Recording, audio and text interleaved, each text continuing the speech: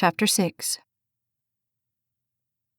AJ, this box is still sitting here, his mother called from the other side of his door the next Saturday afternoon, as Metallica blared through his speakers.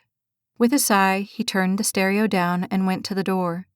His mother stood there, hands on hips and an angry face to match. I thought you were going to take this to Chelsea. I was going to get to it. When? Eventually. Well, let's just call now eventually. His mother kicked the box closer to his door. I'm busy. I'm sure. Look, I'm tired of tripping over this thing. Besides, it's not going to kill you to do one nice thing for your sister. As though he had never done a single nice thing for her in the past. He started back into the room. Fine, I'll do it in a little while. No, do it now so I can watch you and make sure you take it. Mom, he whined like a teenager. AJ, she whined back, drawing out each letter so that each was at least 4 syllables long. I am not arguing about this. Now hop to it. In exasperation, he bent and reached for the box. It was heavier than it looked, but the trips to work out for paramedic training had served him well. Clumsily, he hoisted the box to his shoulder and looked at his mother. Anything else? Yeah, I have a few dishes downstairs you can take too. He had to ask. Somehow Eve had never noticed how many things she actually owned until she started putting them into boxes. The movers had already taken most of the stuff the day before, although for some unknown reason they couldn't make the trip across town until Monday. Her plan, meager as it was to take her carload of stuff to the new apartment and then come back here for one more night's sleep on the floor. It wasn't a great plan, but at the moment she couldn't really see how any plan could get close to great. Carefully, she picked up the last box and set it on her hip. When she got to the door, her gaze betrayed her and took one more trip across the now empty space. It looked so sad. Dustin would understand. She knew that. But as she looked at the barren room, she wondered if she ever would. She didn't really watch as her hand reached for the knob. With the smallest of snaps, the door swung open, and she stepped out. Softly, she closed the door behind her and slipped out through the cold, drizzly day to her car. Not the best of days to move, if there was indeed a good day to move. She shoved the last box on top of all the others in the passenger's seat and ran around to squeeze herself under the steering wheel. Tomorrow, she would call Lisa and tell her. But somehow, even when Eve had talked to her friend earlier in the week, she hadn't had the courage to tell her. Twice the words had been right there to say, but they disappeared before they found the airwaves.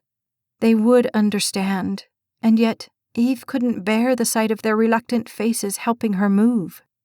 No, it was better like this, alone, by herself. Once it was done, she could put on that mask that said it was just time, and no one would have to see how the doing of it yanked the tears from her eyes at every turn. There was the coffee pot.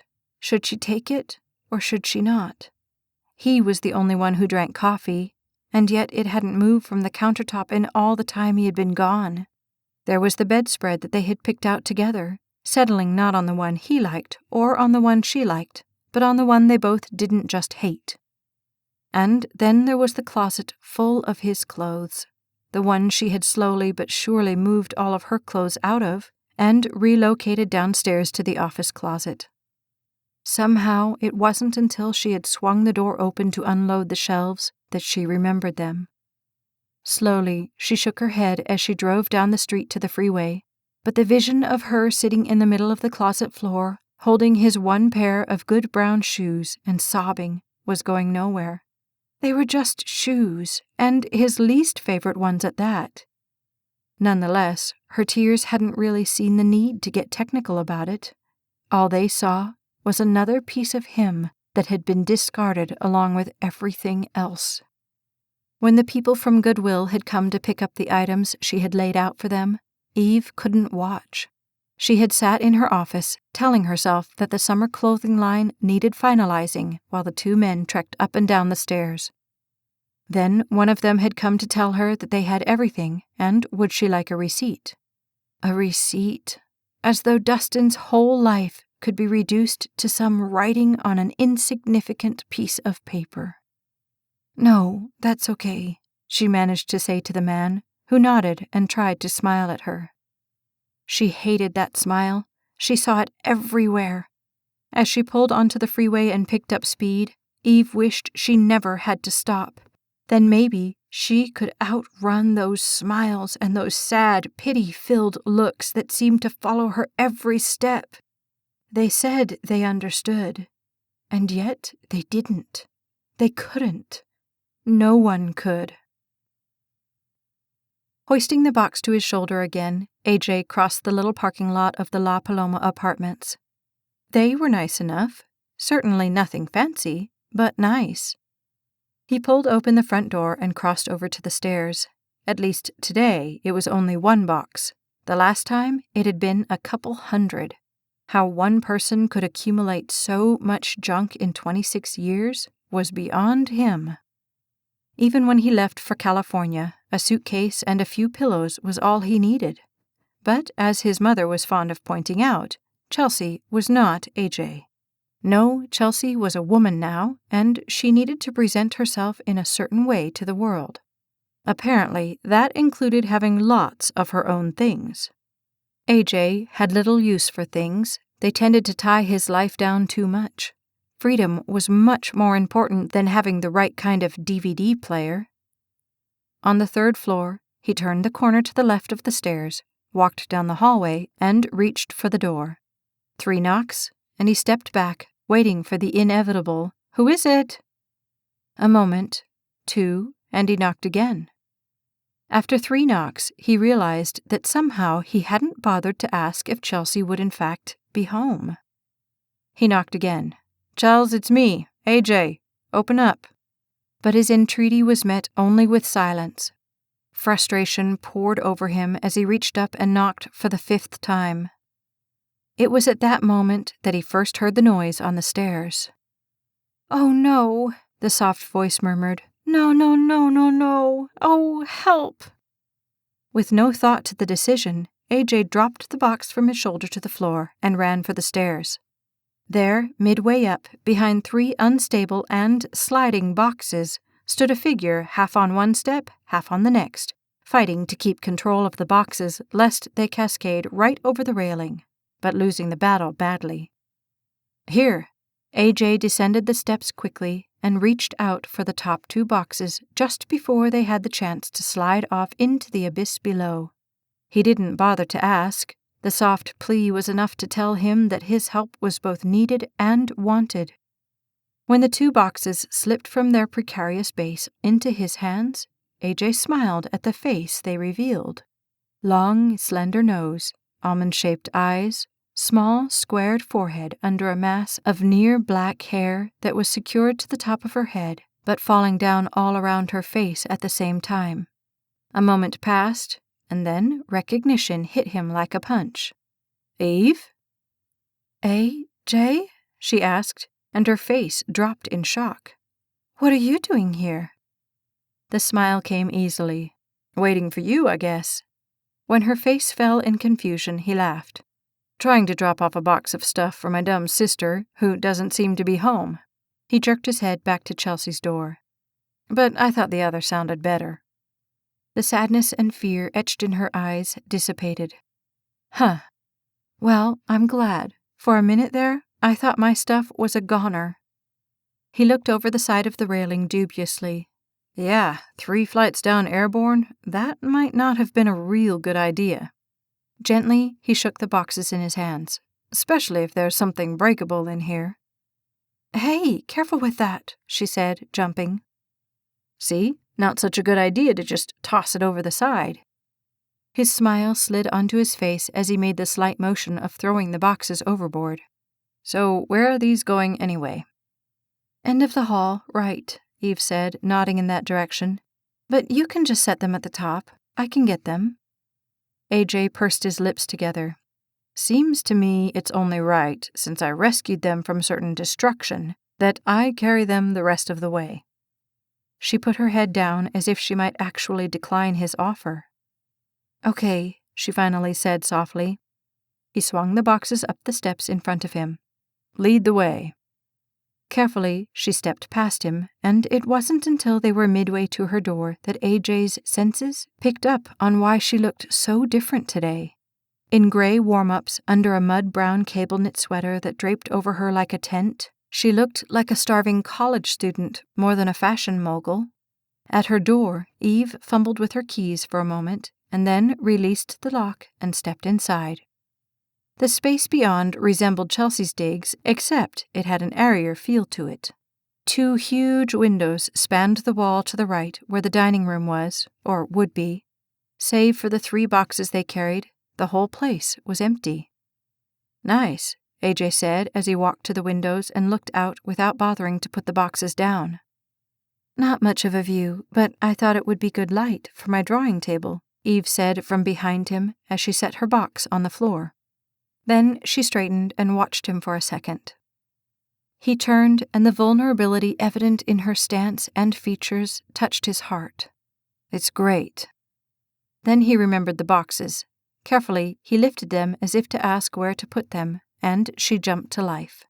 "Oh, you can put those anywhere. Kitchen, living room, dining room. It doesn't matter." Nodding, he stepped by her into the living room. At one end stood a stone fireplace with bookshelves on either side of it. "Just over there is fine," Eve said, waving at the expanse of room. He slid the boxes onto the fireplace hearth and turned to her. "You just getting started?" One slender hand traced its way up her neck tensely. "Trying to. The movers are supposed to bring the big stuff on Monday, but I wanted to move some of the little things myself." Oh. Until that moment, it hadn't sunk in that she was the one moving, and suddenly he didn't know where to go from there. "So, do you have more downstairs, or what?" "Some," she hedged, "but I'm sure I can get it." Offhandedly, he shrugged. "What's a white knight for if they can't help carry a few boxes?" A small smile cracked through the melancholy of her features. "A white knight, huh?" It sounded good, didn't it? Her smile became a laugh. "Must be nice." "What's that?" "Having so much confidence in someone so insufferable." "Insufferable?" he asked, splaying his fingers across his chest. "Ah, that hurt." "Are you going to deny it?" she asked, and he liked the teasing in her tone. "I might." She crossed her arms in front of her. Oh boy, this could take a while. He swung the door open for her to exit. "Then, while I'm denying it, maybe we could go get something done." "Okay," she said, slipping past him and through the door. As they walked down the hall, Eve noticed how AJ mirrored the very cadence of her steps. With one finger, she pushed a stray strand of hair over her ear. "So, shouldn't you get your sister's box or something?" He shrugged. "I'm sure it'll be there when we get back." Eve leveled an unconvinced gaze on him. "Well, I'm not so sure about that." She spotted the little door off to the side of the stairs. "Hey, there's a mop closet. You could put the box in there until we get back." "Ah, it'll be fine." "Yeah, it will," she agreed, "in the closet. Now, come on. I'd feel terrible if her stuff got stolen because you were helping me." Slowly he sighed when it became apparent that she wasn't going to go down the stairs without first taking care of that box. "Okay." He walked to Chelsea's door, and with one jerk, he picked the box up. "Where's the closet?" "Right here." Eve opened the little door to a space that was empty. "The landlord said there used to be stuff in it, but they had to take it all out. Too many things conveniently disappeared." AJ vanished into the closet's darkness, and when he reemerged, he looked at her skeptically. "And this is a good place to put something so it won't get stolen?" Seeing the speed bump in that logic, she wrinkled her nose and then laughed. "Well, we'll get it out as soon as we get back. Then we can put it in my apartment." Slowly, he closed the door. "And this is better than just leaving it in the hallway?" She started for the stairs. "Oh, hush, it's better, and you know it." "I know no such thing," he protested. "And what I want to know is who's going to explain this to Chels when her clothes are gone?" Eve shrugged as step for step they descended in rhythm. You are? Me? Well, she's your sister. Well, it was your brilliant idea. Yeah, and yours was a whole lot better. Sure, just leave it in the hallway. Nobody would ever think of taking anything from there.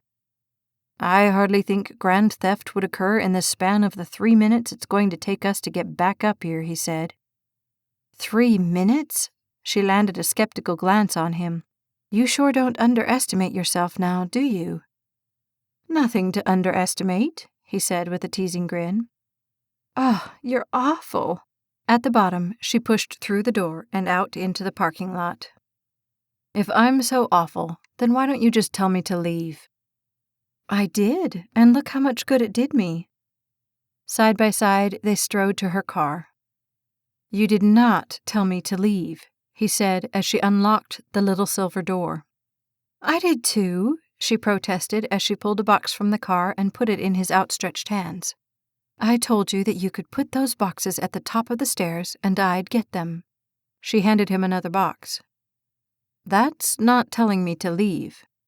Sure it is. No, it's not.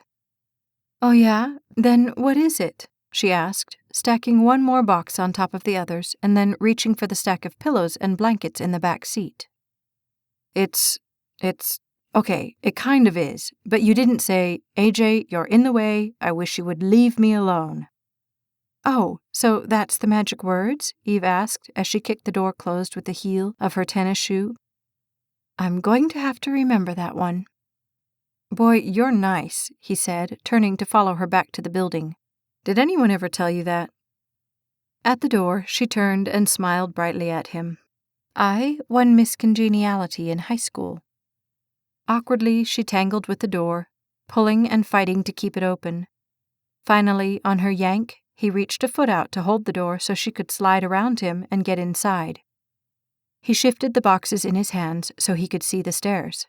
Are you sure they didn't miscount or something? She looked back at him, climbing behind her. And now who's being nice? Just trying to keep up, he said, shifting the weight of the boxes again as they rounded a landing and started up the next flight. You do that, she said as she turned slightly in challenge. Just try to keep up. He glanced up the stairs looming above them. Like I have a choice. Up they climbed until at the top and down the hall, they all but fell into her apartment. AJ set the new boxes by the others on the fireplace.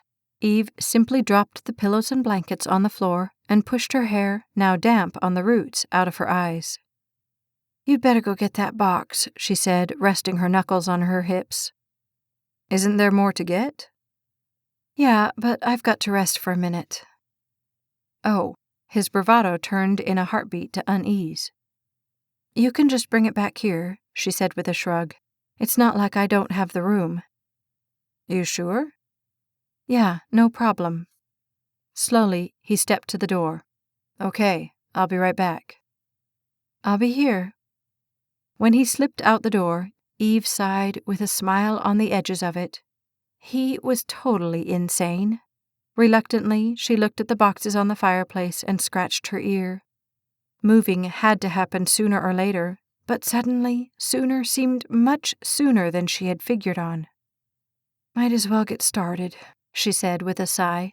She stepped over to the first box and tore the tape off of it. As she did so, she smiled at the memory of AJ's dramatic rescue. Kidding aside, this box would certainly have been the one to take the 3 flights down airborne. It wasn't until she reached inside and pulled the top item out that her breath snagged and tears jumped to her eyes. The crystal rose had never looked so fragile. Her heart swelled as ache scratched over ache. Looking at the delicate petals, memories flooded back through her, and she wrapped the rose into her chest, knowing how close she had come to losing even it. Man, they need to rethink those corners, AJ said, bumping through the door with the box. They're impossible.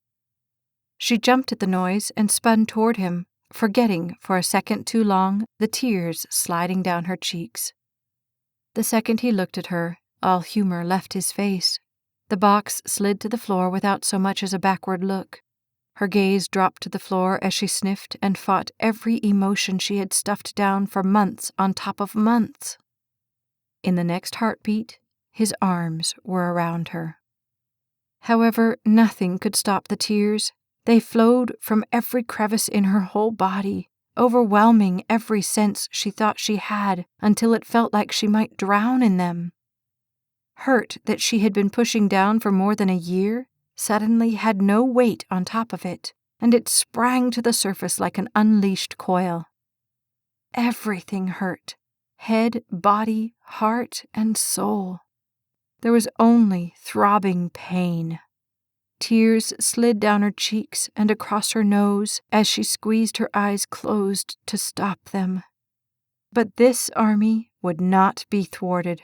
There were too many and had been held down too long. The sobs pulled up more sobs until she wasn't sure there would ever be a bottom to them. "Shh," AJ said softly, as the warmth of his arms melted into her. Illogically, in that moment, she just needed someone to hold on to, and one arm went around his back lest he tried to let her go.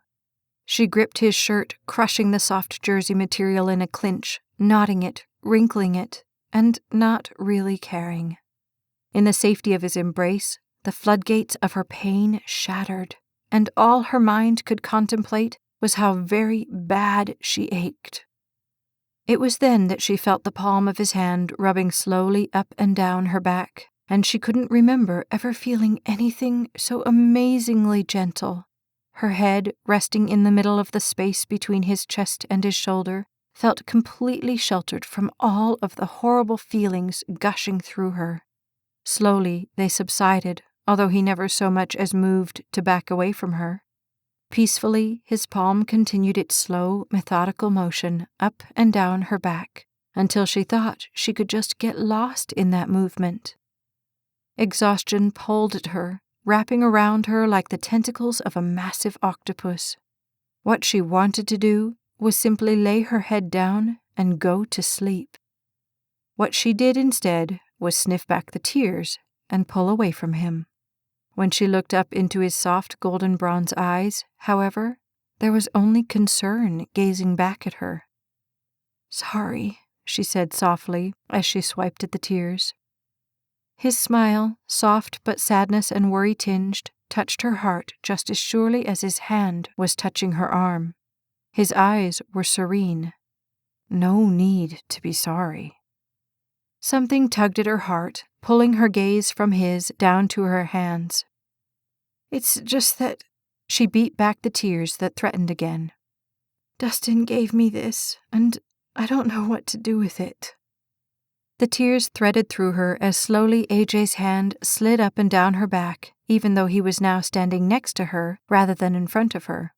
She could feel his gaze on her face, although she couldn't bring herself to look at him. "Then we've got to find an extra special place for it," he said gently. He held out his hand, and ever so carefully, she placed the rose in it. Once more, he rubbed across her back as he looked up to the mantel just above them. "I think this looks like the perfect place, don't you?" With great care, he set the fragile crystal in the center of the mantel and stepped back to her side as he slipped an arm around her shoulders. "See? Perfect." For a long moment, words failed her as the sight of the rose prominently displayed for all to see, blurred in front of her. "I miss him." Tenderly, AJ pulled her closer. "Nothing wrong with that. It just means you loved him." "I did," she said as the tears washed over her. "I loved him so much." AJ held her there, simply encircling her so she had a soft place to grieve. His heart hurt for her, for them. Life could be so utterly unfair at times. He wished he could do something more to ease her pain, but he also knew that to totally carve out the pain, the love would have to come with it. And so, he didn't even try to make her pain go away. Instead, he just created a safe place for her to feel it. After several moments, his gaze chanced up to the little rose, and it seemed to be looking down on her like a guardian angel from some realm beyond. AJ smiled at the thought. Yes, Dustin seemed to be watching over her in ways AJ couldn't explain. However, he felt them as if they were palpable. In that moment, as he gazed at the rose, he made a solemn promise to do his part to protect her in this realm if Dustin would simply agree to take care of her in the next. The pact was made in the silence of AJ's soul, but it could have been no more definite had Dustin been standing right there. Slowly, Eve moved back, and AJ looked at her. Serenity he had never seen in her eyes crossed through them. "Yeah?" he asked, knowing she would understand exactly what he meant, although he himself wasn't completely sure of the meaning. Softly she smiled. "Yeah." As the light faded from the gray-hued sky, Eve pulled an armload of clothes from the trunk of her car and handed them to AJ. Immediately, his gaze took in not only the stack in his arms, but also the pile still in the car. "What?" she asked, seeing the bewildered look on his face. "Are these all yours?" "Yeah." She grunted as she pulled an armload for herself out and slammed the trunk. "This is about half of them." "Half?" he gasped. He shifted the stack in his arms. "When do you wear them all?" She laughed as they started across the lot. "I don't really know." The bewildered look stayed with him all the way up the stairs. "I think you could have an outfit change every 5 minutes and not wear all of these in a year." "It's one of the hazards of the job," she said. "You've just got to have the newest, cutest outfit the second you see it." "Ugh, give me an old pair of jeans and a t-shirt, and I'm good to go." As they got to the 3rd floor, Eve looked at him in exasperation. "Comfort before fashion. Sounds like someone else I know." "Oh yeah? Who's that?" he asked, just as they reached her door. Instantly, her heart fell. How did she always manage to walk right into that trap? She unlocked the door and pushed into the apartment, hoping the noise would drown out her answer. "Dustin." "Huh. Good taste in women and in clothes? Smart man," AJ said without missing a beat. She looked at him in disbelief, and instantly he stopped so that he was standing, arms full of clothes, in the middle of her living room. "What?" Her disbelief melted into a smile. "Wait till you see the shoes." Skepticism descended on his face. "I don't think I want to." She laughed. "Smart man." It was his idea to order pizza, and they were halfway through unpacking the last box when the pizza arrived. AJ went to the door and retrieved the hot box. He paid quickly and brought his prize to the middle of her living room floor, smelling the hunger-inducing aroma with each step. "Don't you love the smell of Canadian bacon?" he asked, folding himself on her carpet like a 10-year-old with a new toy. "I wouldn't have known what it was, but it smells delicious."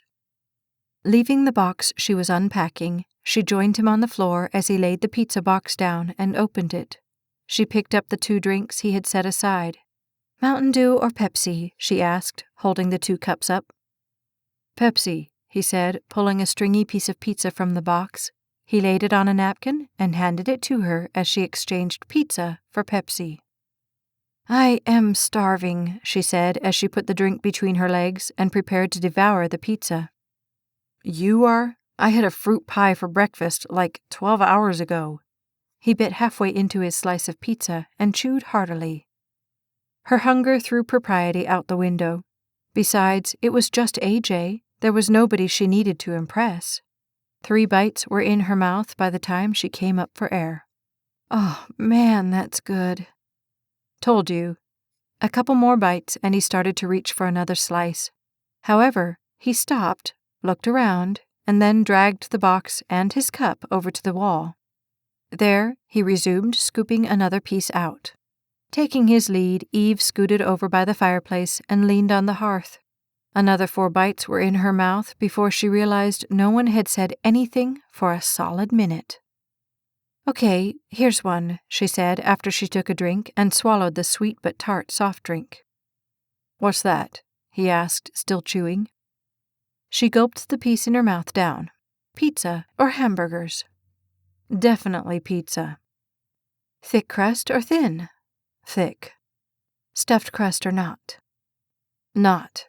He stopped for a minute and narrowed his eyes like he was trying to recall the detail of a crime. As long as it has a lot of cheese on the pizza itself. I'm with you there, she said, tipping her cup at him in emphasis. He took another bite. How about this one? TV or movies? Regular TV or like movies on TV? Regular TV. Movies. Definitely movies. Me too. I hate the stuff they have on TV these days. It's like the same old thing over and over again. Shoot-'em-up cop shows or stupid sitcoms with lots of laugh tracks and no point. Except for cartoons, of course. Oh, of course, she agreed, grinning. Although now they can even mess up cartoons. Give me Wile E. Coyote any day. The laugh jumped to her throat as she reached for another piece. You would really think he would figure out when to quit, wouldn't you? He's hilarious. All these dumb schemes, and they do the whole thing with 2 little sounds. Meep, meep. I like the signs he holds up. I like that rock trick that he has like 17 versions of, trying to drop this boulder thing on Roadrunner. Yeah, Eve said, and then half the time he's the one that ends up under that rock. AJ pulled another piece from the box. Did you ever see the one when Roadrunner is playing that dumb little piano thing and the coyote has it rigged to blow up on a certain note? She took a bite and shook her head. I don't think I've seen that one.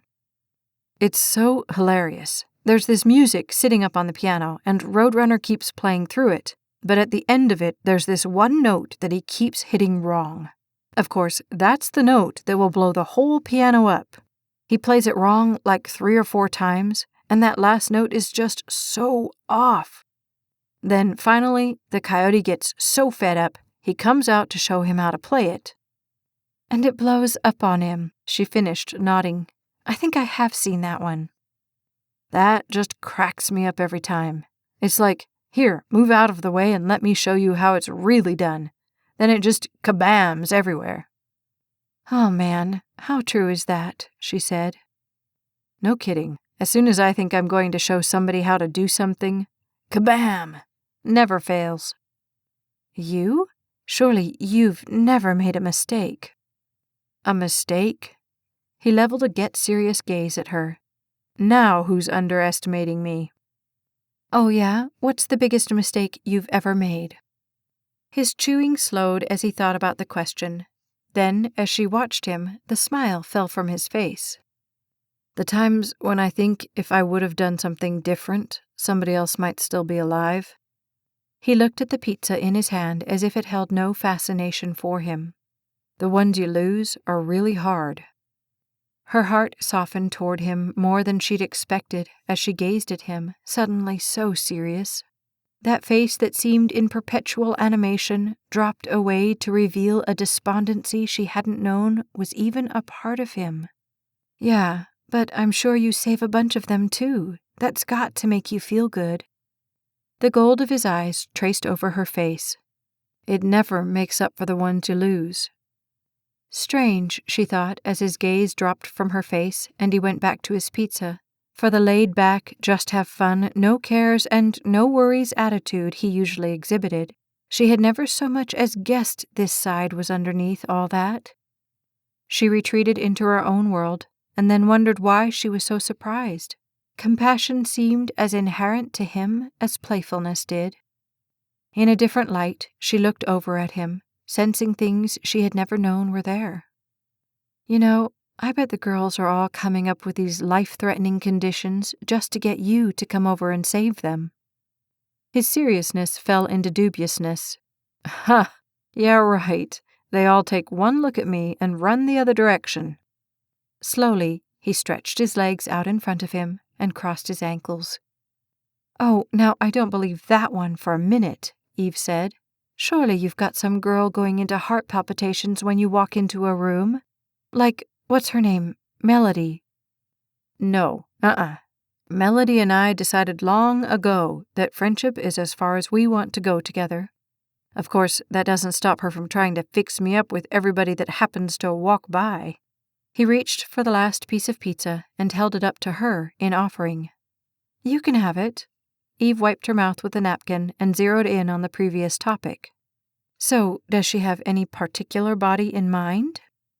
Exasperated misery slipped onto his features. "Any girl with a pulse, I guess. The other night, she tried to fix me up with this chick that thought getting plastered together was a good way to get to know each other." "Ew, fun." "Yeah, tell me about it. And she wasn't the worst one either. Do the words star charts or table dancers tell you anything?" Eve's eyebrows raised on their own volition. Boy, Melody must have great taste. "Yeah, well, unfortunately, I'm not much better." "Oh, why's that?" Slowly, he shook his head. "It just seems like every girl I hook up with is either so batty I want to throttle her after 2 dates, or she has this thing about making me into someone I'm not. Ties, button-down shirts, frou-frou restaurants. Ugh, it's just not me." He took a bite. Eve smiled in understanding. "Pizza and Cheetos." He leveled an index finger at her. "There you go." Nonchalantly, she leaned back against the fireplace and looked around at the apartment. "Well, at least you get to go out once in a while. I have a feeling me and these 4 walls are going to get to be really good friends."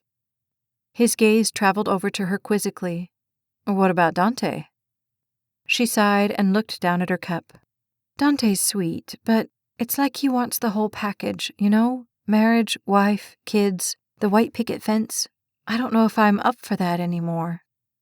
For a moment, AJ tucked his chin near his chest. Then he looked at her. "With him or with anyone?" With no need to hide, Eve looked at him, although she didn't have a good answer for that question. "I had it," she said softly. "The whole dream package. Well, without the picket fence and the kids. But it takes so long to build, and it can all be gone so quick. And then you're left with starting over." She shook her head so that the mop of hair waved across her face. "I just don't know if I can go through that again." "So you'd rather sit here and look at these 4, albeit very lovely taupe walls for the rest of your life?" She sighed. "It doesn't feel like I have a choice." Gently, he smiled at her. "You always have a choice. Now, whether you want to make that choice or let the choice make itself is your call." The weight of choices, made and unmade, descended on her shoulders. "Right now, I feel like I have made enough choices to last a lifetime.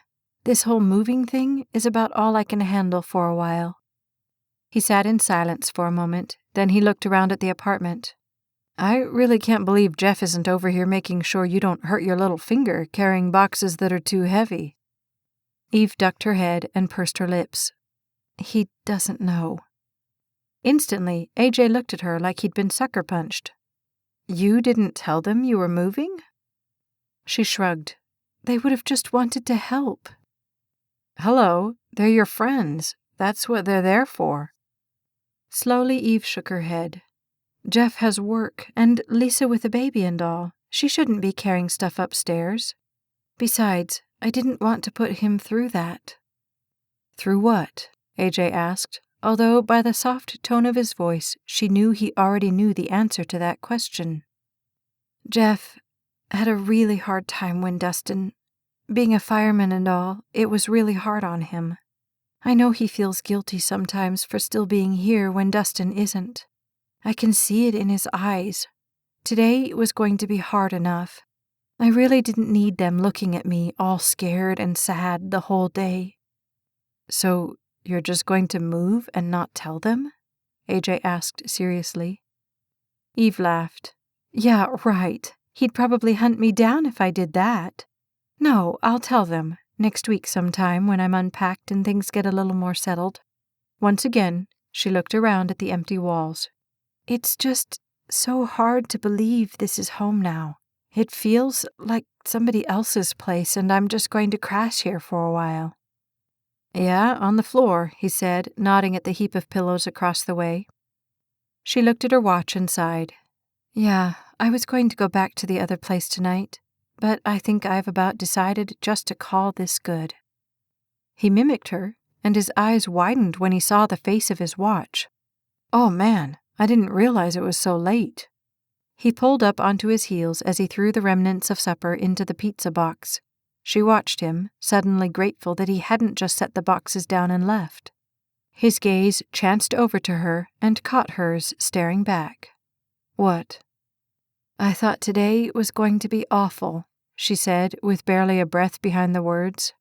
But I think I lucked out when my white knight showed up. His smile was a fusion of the two sides of him, playfulness and compassion. Just be glad I had the good sense to wait around for you to show up. His words went right to her heart and spread the warmth of his smile throughout her. Trust me, I'm very glad.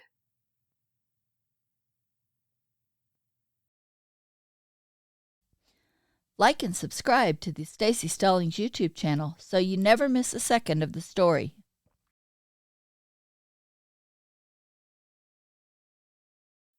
Chapter 7.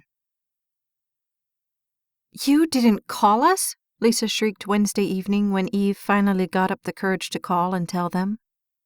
There were still boxes from the movers stacked everywhere, but the chance that they might just happen by her old place and panic when she wasn't there finally made her pick up the phone. She heard Jeff's muffled voice in the background, and she closed her eyes. It wasn't that big of a deal. I got movers. They moved the big stuff. She what? Let me talk to her, she heard Jeff say. Great. She should have called on a night he wasn't there. Eve, am I hearing this right? You moved by yourself? I told you I'm a big girl. I can take care of myself.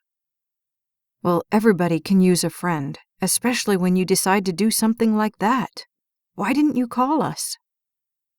A friend. The smile that traced through her pushed what would have been anger away. Don't worry about it, okay? Besides, AJ helped me. That stopped him cold. She almost heard him slam into the name.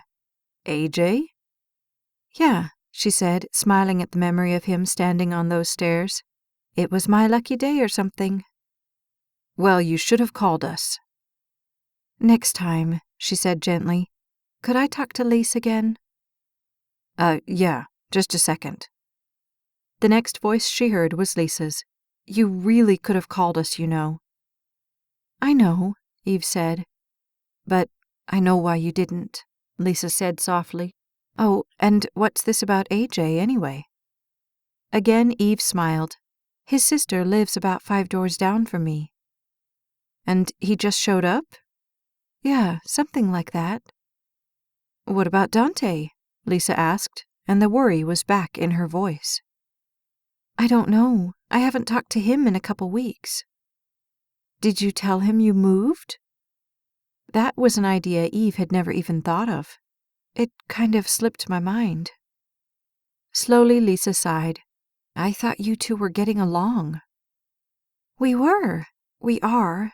Eve stopped. Look, I know you want things to work out between us, but I'm just not sure it's going to.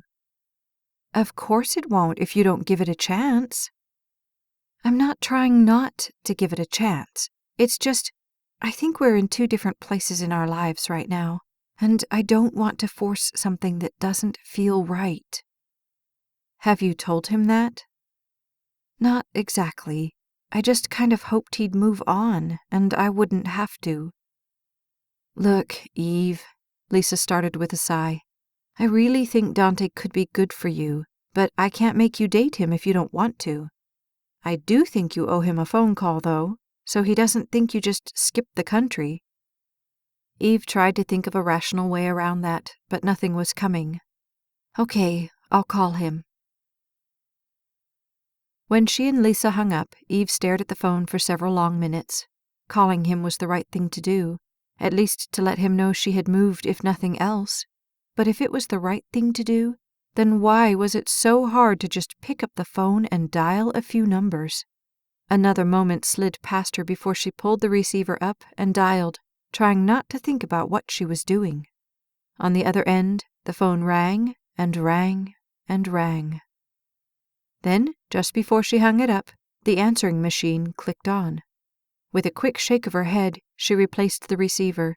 She could always try again later, and, with that thought, she went into her room to get her things for her shower. Later sounded much better than now, anyway. The third Friday in November, AJ was in his room picking around on the old guitar he had bought in middle school. He had never gotten very good on the thing, although he could pick out the melodies to several songs. It wasn't like playing the guitar, it was more like killing time with a guitar on your lap. He heard the phone downstairs ring, but it was so seldom for him that he didn't think anything of it until his mother was at the bottom of the stairs, yelling up at him. He slid the guitar to the bed and raced for the door. "Yeah?" he asked, holding the door in one hand. "Phone." With an extra bounce on each step, he descended the stairs. "Who is it?" His mother shrugged. "Some guy." Confusion wrinkled across his forehead as he went into the kitchen and picked up the phone. "This is AJ." "Hey, just the man I'm looking for." Jeff's voice sprang over the wires. "Listen, we put together a little poker party tonight, but our fourth hand bailed. You wouldn't be interested?" Staring at a full stretch of night sitting in his room all alone with a guitar, AJ saw no reason to decline. "Just tell me where and when and I'll be there." "Call," Jeff said as he leaned into the table staring at AJ. "What do you got?" "2 pairs, jacks and sevens." "Yes, 3 queens." AJ said, watching Jeff lay his cards on the table and then rake the money to his side. He looked over at Gabe, who shrugged.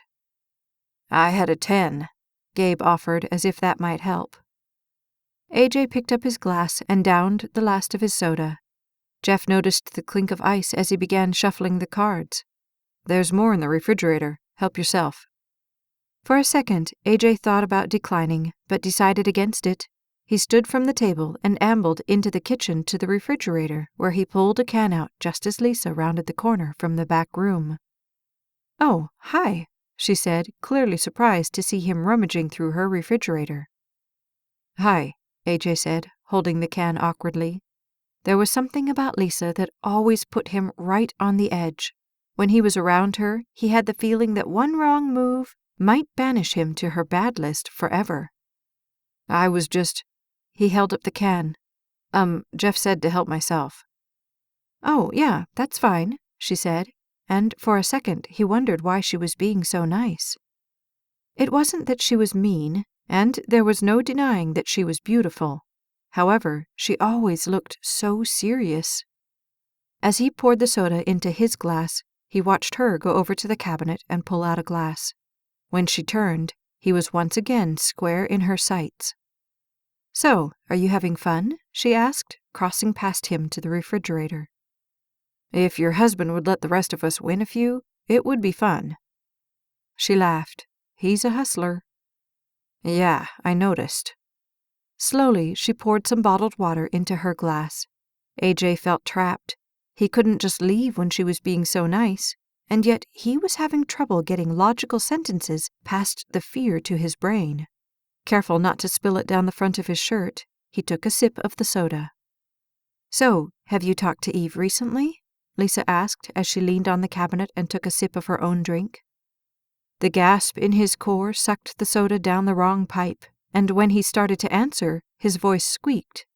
"No, not in a while." "Why?" He swiped at his chin, sure there was a trail of sticky brown soda sliding down it. "Oh, she just mentioned you helped with moving her in and stuff. I thought maybe you had talked to her." He shrugged. That was a fluke. Heavens, the last thing he needed was for Lisa to think he was making moves on Eve, when Lisa clearly had other ideas about who her friend should be with. "Have you talked to her?" It was more to find something to talk about than an actual question, but the look on Lisa's face made him question the sanity of asking. "She sounded kind of down when I talked to her the other night," Lisa said. "Yeah." And for one moment he forgot about the she-monster standing in the kitchen with him. Eve's face, vulnerable and hurting, traced through his brain. I just hope she's not sitting there alone in that apartment again tonight. Lisa tilted her head to the side quizzically. She doesn't get out much, except for work, he clarified. I think she just sits there most nights unless somebody calls and forces her to go somewhere. Hey, AJ, we're decaying in here, Gabe yelled. These cards won't play themselves, you know, Jeff agreed. With a slight glance at Lisa to say he was sorry, AJ slipped out of the kitchen and back into the living room. Yeah, right. You just want my money. That's what we're here for, Gabe said. When the phone rang at nearly 9 on Friday night, Eve considered letting the machine get it. However, as she hadn't spoken to a real live person in more than 4 hours, she thought that even a telemarketer would be a step up. Hello, she said, swinging the phone to her ear. Hey, Eve girl, what's up? Lisa asked, and Eve dropped back into her chair. Not much, just learning to hang drywall. Drywall? The do-it-yourself channel. It's fascinating. Sounds like it, Lisa said unconvincingly. Listen, Jeff had some of the guys from the station over to play poker, and I'm bored silly. Why don't you come over, and we'll find something to do? Now? Eve asked, taken aback by the request. Well, yeah. Unless they're still playing tomorrow night, I don't think it would do much good to come then. Oh, I don't know. I was just going to kick back, maybe go to bed early. Well, I figured that. It's just, I got these wallpaper books so I could choose something for the baby's room, but I can't decide, and Jeff's no help at all. He's not into home decor. He's not into anything other than a dumb deck of cards right now. Eve heard the uproar in the background as something dramatic happened in the game. Leaving her pregnant friend to deal with a bunch of drunken gamblers really didn't sound like the most compassionate choice in the world. It'll take me a while to get ready. Hey, it's just us. Just come in what you're in. I'll be there. The little silver Celica pulled up next to the curb, and the headlights snapped off. Eve stepped out and swept her hand through the straight, dark hair that now draped gracefully down her back. The sides were pulled to the top of her head, making her neck and face appear much thinner than they usually did. She readjusted her sweater so that one side dropped off the shoulder, the way it was supposed to. It was nice to be in something other than work clothes or lounge around the apartment clothes. Casual, with just a touch of class and a touch of daring mixed in. That was how she liked to look. Lisa would know she had changed, but in truth, she knew Lisa wouldn't have wanted to see her in the stuff she was usually in at this hour. At the door to the house, she reached down and rang the doorbell as she flipped the other side of her hair back over her shoulders. Who could that be? Jeff asked with some concern when the doorbell rang. Geez, it's almost 10 o'clock. Maybe it's Dante, Gabe said absently as he looked over his cards. He said he might come if they got finished.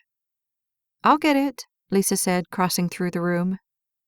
No, he said he couldn't make it when I talked to him, Jeff said as the concern in his voice grew. He laid his cards on the table and disappeared into the little entryway with Lisa. Concern jumped into AJ's awareness. Clearly Jeff wasn't comfortable with this arrival, and that told AJ it could be trouble. He listened for sounds to tell him what was going on in that entryway. At that moment, Jeff came back into the room, shaking his head. He sat down and picked up his cards just as AJ got the question from his brain to his tongue. Everything okay? His gaze chanced up to the doorway, and the sight there pulled the rest of him up straight. One blink to make sure he wasn't dreaming, and AJ's heart stopped. Hey, Eve, Gabe said in greeting as he looked up and waved to her. Hey, Eve replied as her gaze landed on AJ and froze there. He tried to smile, but it didn't quite make it that far. Come on, Lisa said, taking hold of Eve's arm to drag her past the card table. The wallpaper's in here. AJ had never been so thunderstruck in his life. In fact, until that very moment, he hadn't even really known the meaning of that word, but suddenly, it was the only one that applied. Like grace itself, she moved across the living room, the black of her outfit outlining and highlighting every curve. When she was gone, AJ tried to refocus on his cards, but they were blurred by the image of her. I didn't know Eve was coming. I think she just stopped by, Jeff said, studying his cards. I'll open. I'm in, Gabe said as he flipped some money to the center of the table. AJ scratched his eyebrow, trying to remember the rules of the game. Yeah, I'm in. There were indeed wallpaper books, 4 of them. The only problem was that Lisa had conveniently forgotten to mention the fact that AJ was one of the poker players. As she and Lisa flipped through one of the books, Eve's ears strained to hear what was going on in the living room. It was crazy. It wasn't like they had anything going on, and yet her brain couldn't quite get beyond the sight of him sitting at that table. The light blue cap, the blue, white, and gold plaid shirt. It wasn't runway material, but it certainly wasn't bad. Now, I like this one. Lisa pointed to a frilly lace pattern. But then I think, if it's a boy, I don't think he's going to want a frilly pink lace on his walls. Yeah, no, Eve said, fighting to follow the conversation. You need something that will work with either, unless you're going to find out early. Nope, Lisa said. Jeff thinks it's better if we're surprised. Eve smiled at Lisa, standing there in her maternity getup, talking about Jeff like he was the hook that her whole life hung on. She had certainly come a long way from the drenched rat who had stood on Eve's porch the year before, uncertain as to where her life was taking her. Well, then we're going to have to find something neutral. She started to flip through the catalog. This is going to take a while, isn't it? Lisa asked. It could. Then here, let's go sit in there. There's more light and a place to sit down. She picked up 2 books, leaving 2 for Eve. With a sigh, she picked up the books and followed Lisa out into the living room. Great idea. A straight, Gabe said, laying his cards on the table. A straight? AJ asked in exasperation. How is that possible? It's an ambush, Zach Jameson, the 4th hand, said, leaning over to AJ as Gabe raked more money to his side and Jeff shuffled and dealt. Tell me about it. Are they always like this? Every 3rd Friday night, Zach affirmed, just as AJ's attention snagged on the woman gliding back into the room. Concentration and common sense slipped away from him. Let's get something to drink before we start, Lisa said as she laid the books on the couch. Okay, Eve agreed.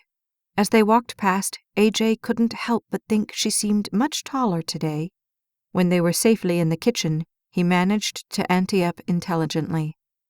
Each man laid cards on the table and received cards to replace them. Gabe examined his cards seriously. No way. He tossed his cards on the table and leaned back. Fold. I'm out, Jeff said, throwing his cards to the table and leaning with his elbows on the table. I'll raise you $1, Zach said, and flipped $1 out to the table. I'll see your $1 and... AJ meant to raise it $1, but the second Eve appeared in the doorway, it somehow came out. I call. What do you got? 2 pair, 6s and 9s. Logical thought seeped from AJ's mind. Oh, a flush. A flush? You bailed on a flush? Gabe asked in total disbelief. What are you, nuts? AJ started as Lisa sauntered over to Jeff. She laid a hand on his shoulder and then ran it down across his chest. Instantly, Jeff reached up, clasped her hand, and kissed it. Having fun? Lisa asked. Yeah, Jeff said, smiling up at her. You? A blast, she said. Not looking at the 2 women standing there was rude. Looking at them seemed like taking his life in his hands. When AJ's gaze caught on Eve's, she ran a delicate hand through the side of her hair, calling attention to her bright red nail polish. She smiled. Hi. Hi, AJ said, wondering where all the air in the room had gone. Having fun? She asked. Always, he said, although he wished his voice would sound just a little more normal and a little less breathless. You winning anything? Eve asked. Never. She laughed, and his heart laughed with her. Gabe dealt the cards, and the 3 others picked them up. AJ's hands didn't seem to be cooperating as he tried to pick up the cards and carry on a conversation with her simultaneously. "You get all your boxes unpacked?" he asked as one card jumped from his hand onto the floor. "I wish. Oh, Chelsea came by the other day. She got her box." He retrieved the card from the floor and sorted through his hand. "Mom will be thrilled to hear that." "Well, we better let you all play," Lisa said, giving Jeff one more squeeze. "Come on, Eve, let's talk wallpaper." One more small smile directed just at AJ, and Eve followed Lisa over to the couch. "AJ?" Gabe asked. "Yeah?" AJ asked as he fought to sort out the cards in his hand. "Cards?" Gabe asked, holding up the deck to ask how many new cards AJ wanted. "Oh, 4. He laid 3 down on the table as Gabe dealt out 4 cards. "Hey," Jeff said, "you don't get to pick which one you don't want after you see the new cards." "Oh, sorry," AJ said, suddenly seeing that he was going to have to bust up 2 pair because he wasn't paying attention. Reluctantly, he threw another card onto the discard pile. "You've got to watch that boy," Gabe said with a shake of his head at Jeff. "Tell me about it," Jeff said. Yeah, watch him have a heart attack in the middle of the living room, AJ thought. Only good thing was, the other 3 players had some emergency medical training. The way this was shaping up, he might need their help before the night was over. For nearly 2 hours, Eve and Lisa had talked about everything from lace and pearls to little toy boats. They had narrowed it down to teddy bears, Winnie the Pooh, or bunny rabbits. "So this book is out," Lisa said as she transferred one wallpaper book to the other side of the couch. "And this one has the bunnies. This one is the teddy bears with the toys. And oh yeah," Eve picked the last one up and handed it to her. "Winnie the Pooh. We're down to 3. Man, I was hoping I could take like 3 of these back." "Well, get Bozo over there to choose one, and you can," Eve said with a laugh. "That's it," AJ said, throwing his cards to the table and standing up. "Ah, come on," Gabe said. "One more." "I don't have any more money to lose," AJ said, stretching his back. "I'm done too," Zach said. "Such wimps you invite," Gabe said to Jeff. "And who was it who quit early last week?" Jeff asked. "I had to get home," Gabe said in defense. "And you don't this week?" Jeff asked. "Nope. Ash went to see her folks." "Why didn't you go?" "Let's see," Gabe said seriously. "Ash's mom, 3-hour trip, work weekend. Cha-ching." "Well, enjoy spending my money," Zach said as he stood. He held a hand out to Jeff, who caught it. "See y'all Sunday." "Bright and early," Gabe said. Zach exited as AJ put a foot up onto the bar at the bottom of the chair. "So, do you guys invite unsuspecting suckers over a lot, or did I just get lucky?" "No, most of the time Dante comes if he's off," Gabe said, "but he couldn't make it." Eve's heart slid through her chest. At least Dante wasn't here. "Yeah, I was racking my brains trying to figure out who to ask," Jeff said, and then Lisa thought about, "We're down to 3, Lisa said from Eve's side suddenly, and Eve jumped. "3 what?" Jeff asked, leaning back in his chair to look at her. "What do you think of Winnie the Pooh?" Lisa stood and brought the book over to the table. "Wallpaper?" Gabe asked as if it was a rattlesnake poised to strike. "No way. I'm out of here." "It's not that bad," Lisa said. "I've got 3 days all to myself. Wallpaper is not what I want to be doing." Gabe stood and held a hand out to Jeff. "Besides, Ash said I could call her after her parents go to bed." Jeff smiled teasingly. "Wouldn't want you to miss that." Gabe laughed. "I wish. She'll probably just tell me the 102 ways her mother still hasn't changed." They laughed. "Well, we certainly wouldn't want you to miss that either," Lisa said. "Take care," Gabe said, and he stepped over to the entryway. "We've gotten it down to these 3. Lisa laid one book on the table when Gabe was gone. Winnie the Pooh, She looked over to the couch where Eve still sat. "Bring those other two over here." Reluctantly, Eve grabbed the book handles and dragged them up with her. When she got to the table, she swung them up so that they hit the table with 2 thumps. Lisa sat down by Jeff, who leaned over the book, at least trying to look interested. "I like this one," Lisa said, pointing at the old-style cartoon with a faded orange background. "But I don't really want the orange walls that Eve said would look good with it." "Orange?" Jeff asked. No orange." "Then there's this one." Lisa grabbed another book and searched through it. "This one, right?" she asked, looking up at Eve, who stood behind her, wishing she could disappear. "Yeah. The rabbits are cute and everything, but I don't know," Lisa said. "I like the other one better," Jeff said, although he didn't sound terribly convincing. "Okay, so bunnies are out." Lisa slammed that book and slid it to the floor. "The other one is this." She flopped the 3rd book open and flipped through it. "Yeah, this one." The teddy bears, set against a pale beige background, sat in groups of 4 or 5, each with a different theme. One held a bat and a ball, one had a floppy hat, a teacup and pearls, one had a basket of flowers, one a plastic dinosaur. Jeff turned the book around, and Eve noticed even AJ leaned forward to get a better view. "You could put a pale yellow, blue, pink sponge paint thing with that," AJ said. "That would be really cute." Both women stopped and looked at him. Instantly, he shrank back and shrugged. "I used to paint houses. They did some of that in a couple of them." "You know," Eve said, looking back at the book, "he's right. These 3 hues, right in here, would be really cool together." Lisa looked at Jeff skeptically. "How good are you at sponge painting?" "What is sponge painting?" Jeff asked with wide eyes. AJ laughed. "It's not that hard, although it does help to know what you're doing." "Oh, yeah, that's helpful," Jeff said, looking at AJ skeptically. Like he didn't care, AJ shrugged. "Or you could always go with a straight pale yellow or blue. That would be easier." "So you like this one?" Lisa asked, tapping the book. "Yeah," Jeff said. "It's good." "Then this one it is." Lisa lifted that book off the other one so Jeff could close the other choice.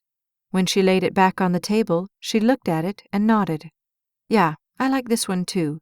"Good. Then I can take these other ones back and get this ordered." "Be sure to order a little extra," Eve said, "so you can match the pattern." "Good idea." For a moment, no one said anything, and then AJ pushed back from the chair. "Well, I'd better make tracks." Eve looked at her watch. It was almost 12:15. "Me too." Their hosts stood. Jeff extended his hand to AJ, and Lisa hugged Eve. "Thanks for coming," Jeff said.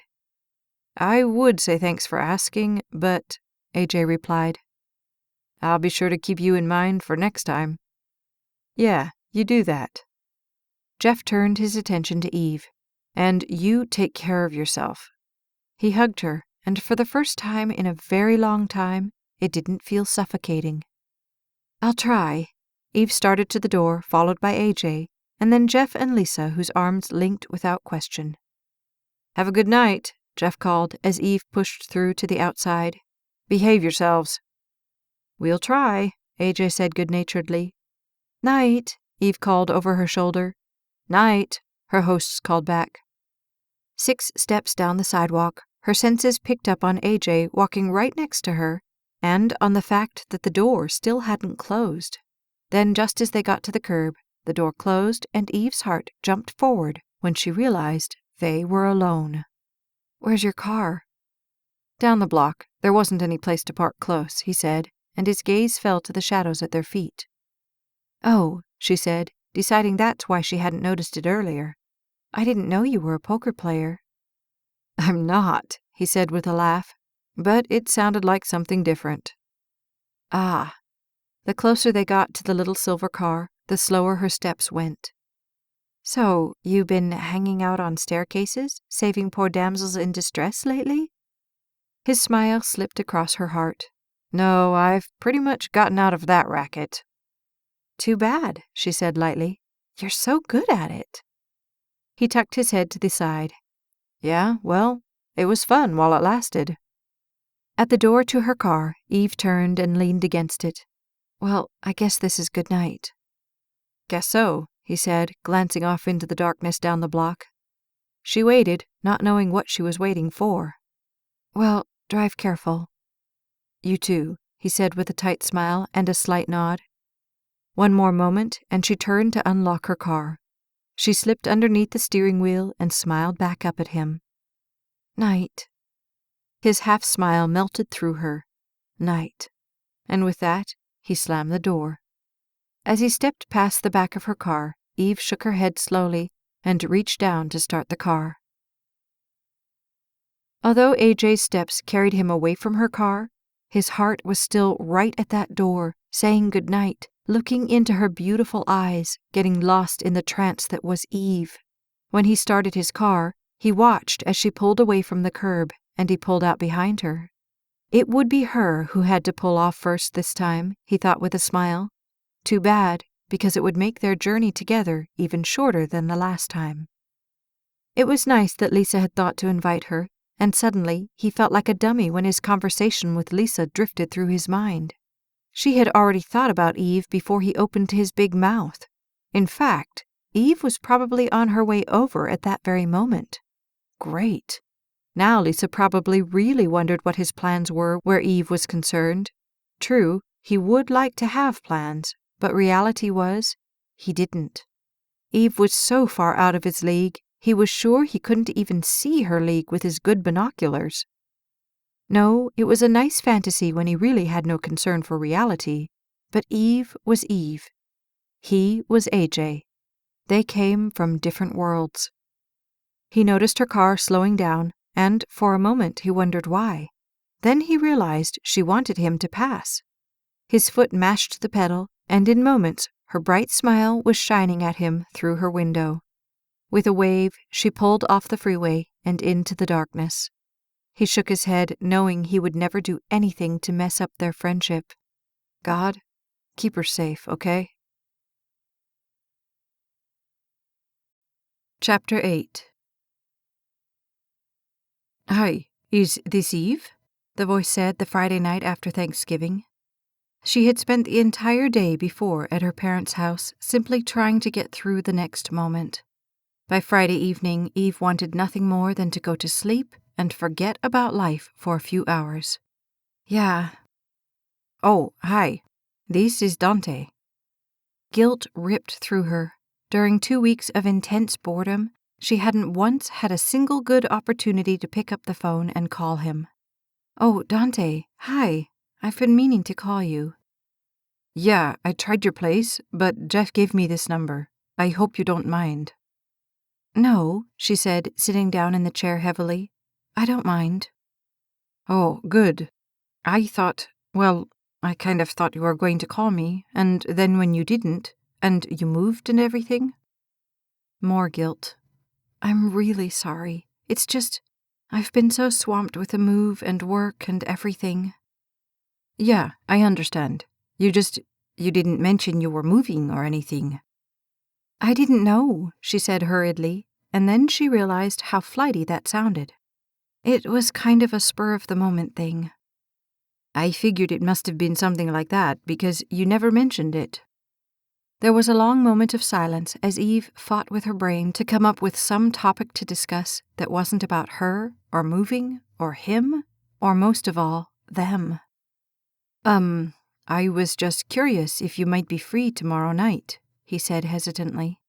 If you aren't, that's cool. I know it's kind of short notice. Eve squeezed her eyes closed, wishing her answer could be anything else.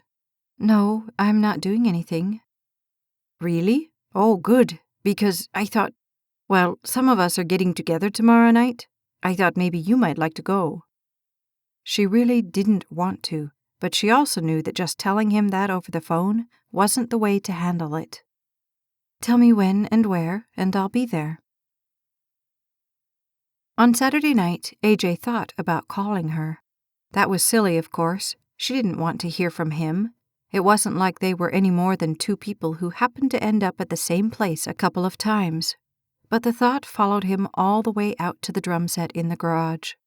However, After 20 minutes, it became clear that even the noise of the drums couldn't hammer her out of his head. Finally, he gave up, shut the jam session down, and went into the house. He grabbed a couple of Oreos from the cabinet and munched on them slowly, trying to think of something else he could do not to think about her. In exasperation, he picked up the receiver from the wall and dialed Melody's number. "Hey," he said when she answered. "You interested in going out?" "Out?" she asked. "Why?" "I'm bored." "Sure, I'll be there in an hour." "Sounds great." Form-fitting, the wild green, purple, and turquoise print dress, replete with its own miniskirt, sounded like a good idea when Eve had pulled it out of the closet. Granted, she still hadn't found great shoes to go with it, but coupled with her hair in wavy curls and the anklet she had found earlier in the week, it looked really good. The problem was, the halter-top bodice wasn't exactly the warmest thing she had ever worn, and the temperature picked that evening to plunge. When she got out of her car at the restaurant where they had agreed to meet before heading over to the club, she immediately realized her error. For half a second, she considered looking into the trunk to see if maybe she had left a jacket in there by accident. However, a big gust of frigid air sent even that idea skittering. Wishing she could run without either tripping or looking like an insane lunatic, she hurried to the door of the restaurant.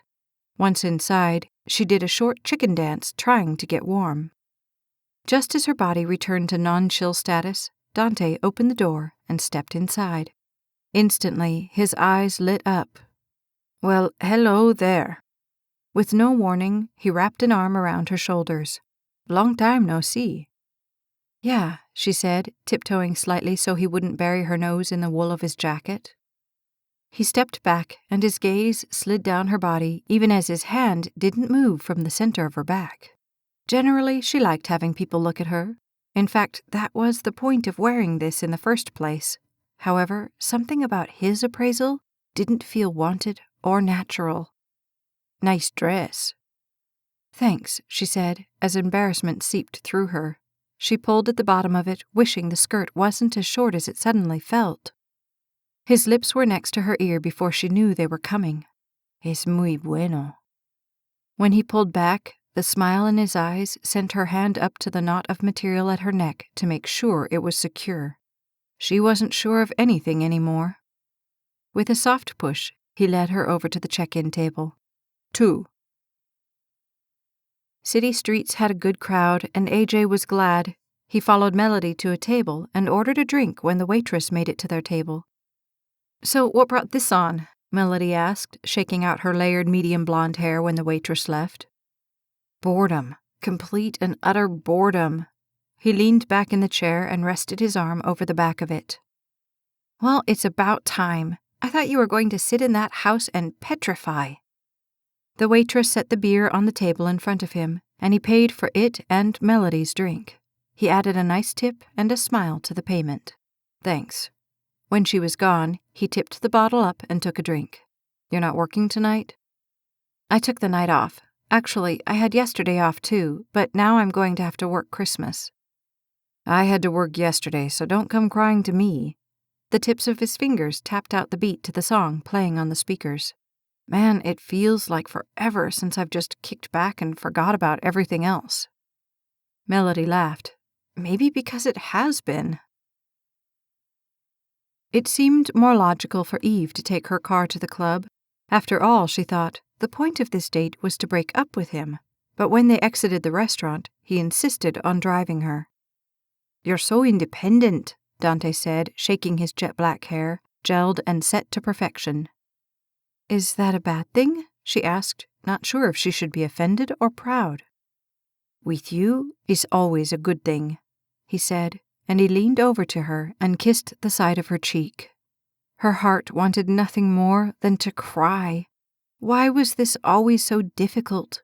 She glanced over at him, and nothing in her wanted to see Dante. When that was all she saw, she turned her head and looked out the window, fighting back the tears. If she could just find a good way to tell him, let him go on with his life so she could go on with hers, then maybe her heart wouldn't have to break from the trying. "Let's dance." AJ grabbed Melody's hand. Dance? She asked in surprise, but he didn't give her time to really protest. On the dance floor, he took her in his arms and swayed slowly. How was it possible that everywhere he looked, he saw Eve? Every head of long, almost black hair caught his attention, and they seemed to be everywhere. Of course, none of them was Eve, and the second he got that message through to his heart, it would throb in place. If he could just erase her from his memory, or find something that would. "Remember the prom?" he said to Melody. "The prom? Ugh, don't remind me," she said incredulously. "No, the prom was fun. You forgot my corsage." "I told you I was sorry about that, and I gave it to you the next day." "It doesn't help the next day." He danced 4 more steps. Well, it was still fun. "Yeah," Melody finally agreed. "It was."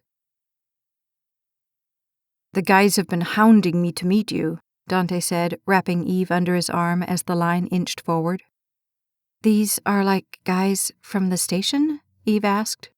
In an instant, the last fire station she had been in flashed through her mind, buckling the middle of her knees. "Yeah, I've been telling them all about you." She tried to smile, but it made the center of her ache. "Great." That dance ended, and although AJ was far less polished in rock dancing, he didn't want to go sit down. He reached over and spun Melody like he knew what he was doing, but they both laughed when he nearly clotheslined her. His body moved in time with a beat when he let her go, although cool hardly described it.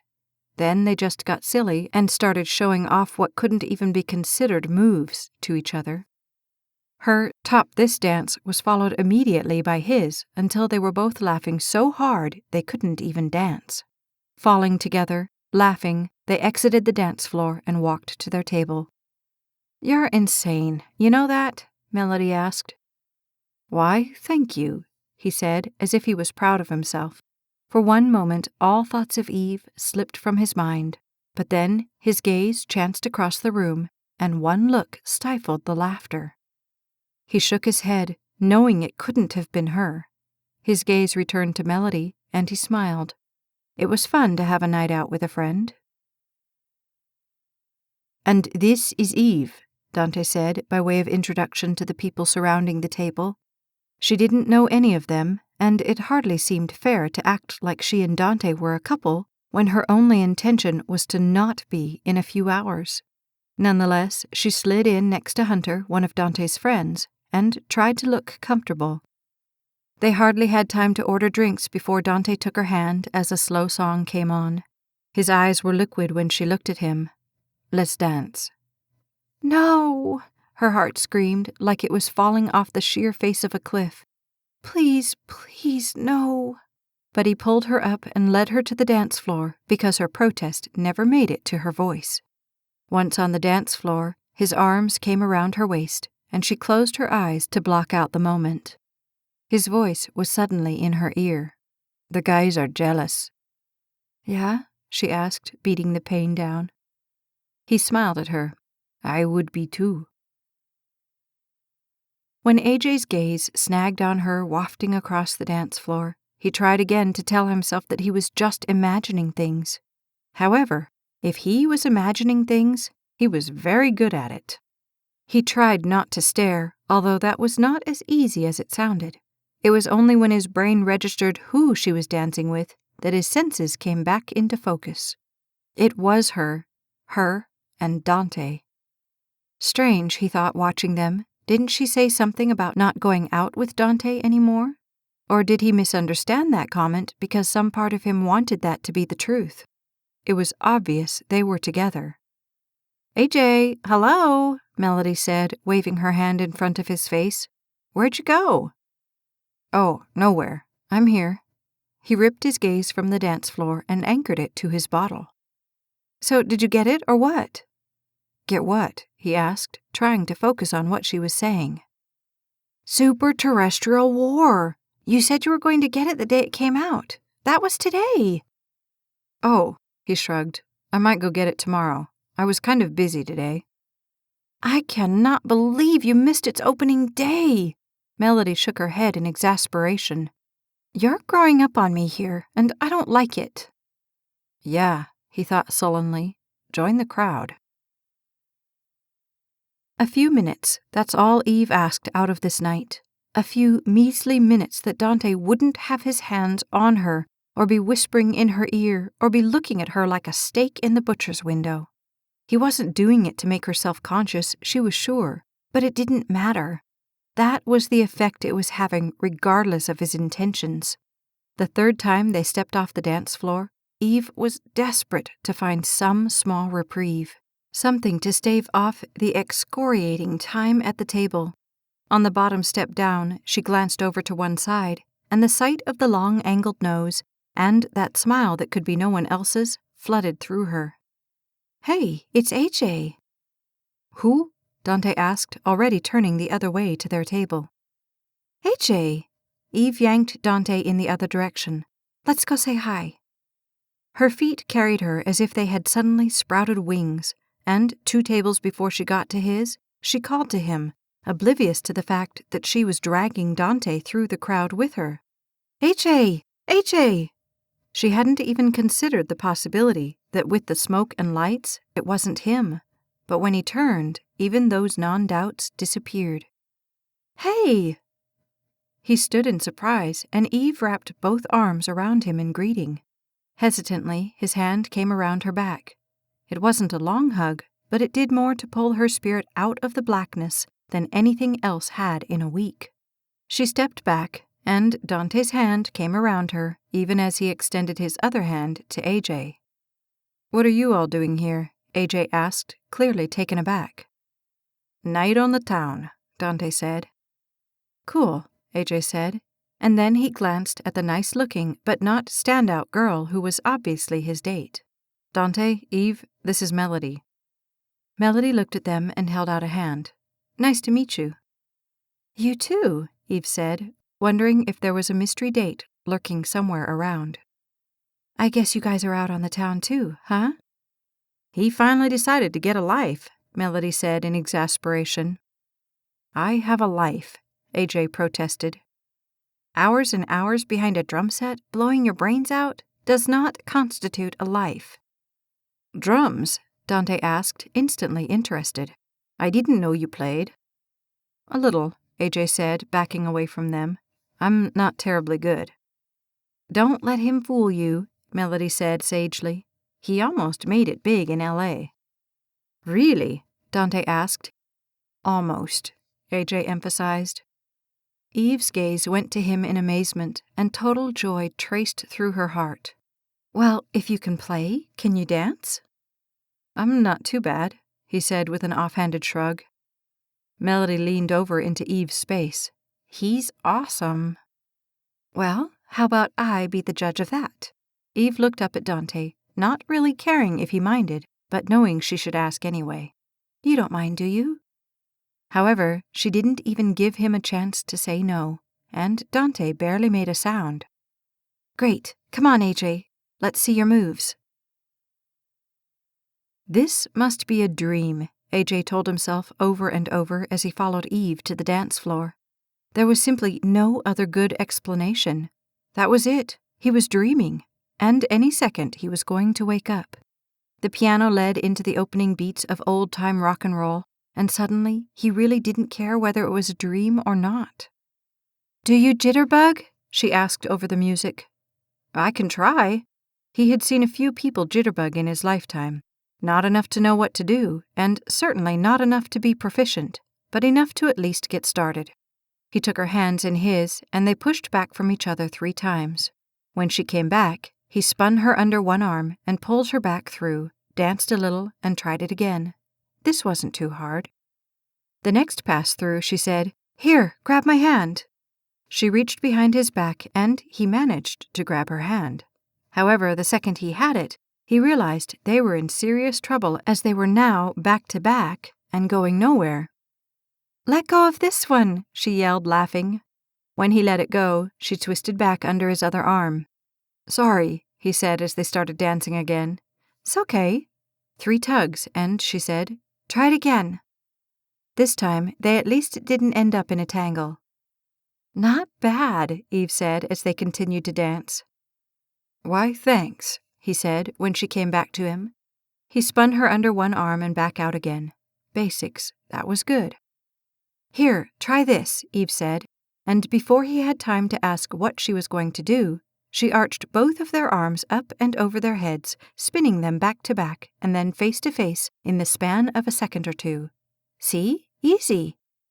Yeah, easy, except now the room was spinning. Trying to be really cool, he did the hands behind the back thing again, and unbelievably, it felt almost natural. Boy, you're good, she said.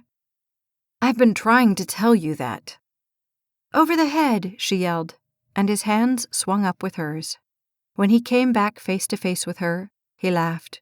However, before he caught his breath, she said, Twice! Up and over their hands went. If the room wasn't spinning before, it certainly was now. Behind the back! His body followed her instructions, and then she was back in front of him.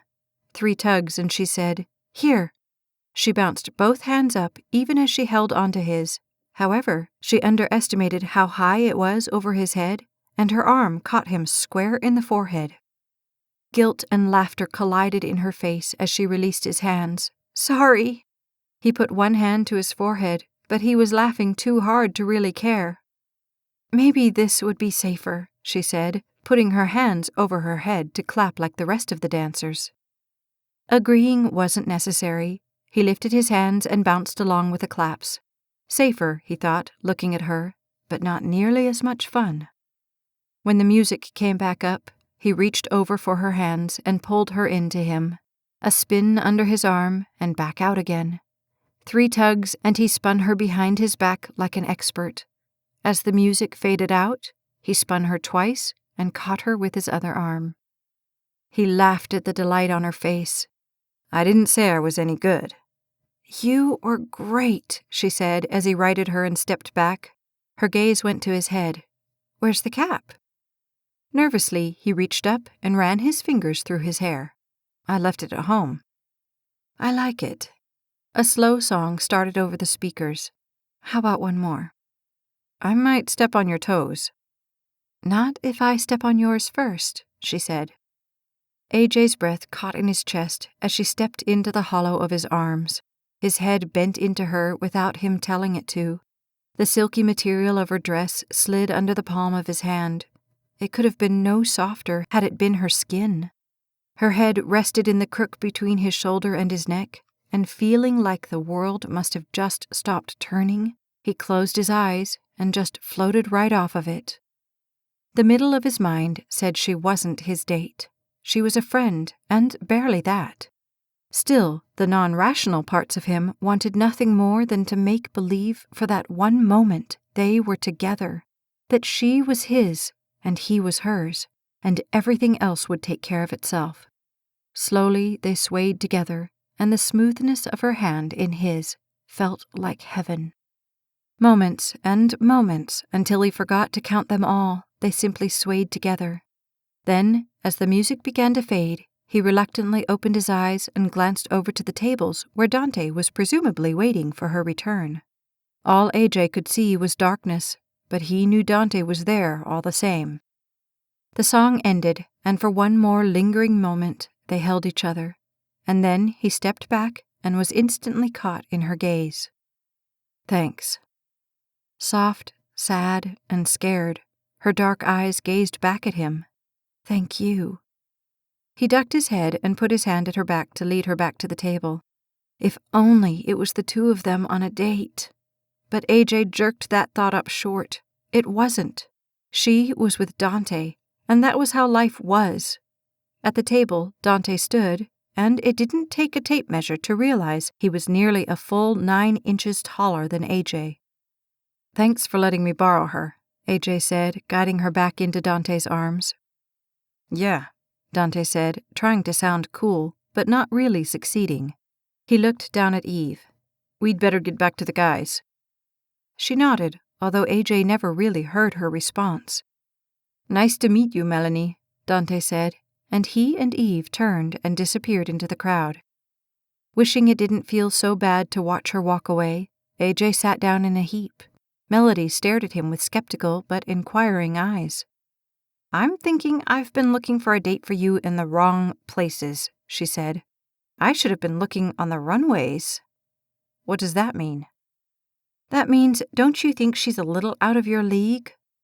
"Eve?" He tried to laugh. "She's not my type." "Yeah, you don't go for gorgeous supermodel-type older women." He looked at Melody dourly. "Are you trying to make a point?" Slowly, Melody shrugged. "I'm not saying anything." "Good," he said as he took a long drink from the bottle. He set it down, considered the whole general scheme of things for a moment, and then stood. "Let's dance." Melody looked at him, and he tried not to see the pity in her eyes. "Okay." Every time Dante asked her to dance the rest of the night, Eve's mind would go to AJ's face when she smacked him in the head with her arm, and the laugh came to her. Somehow, that one single moment made the rest of the night bearable. She even saw him a couple more times, dancing with Melody or sitting over at their table. She wanted to go back over there and just sit and talk, but she was chained to the table with 5 firefighters and their wives and dates.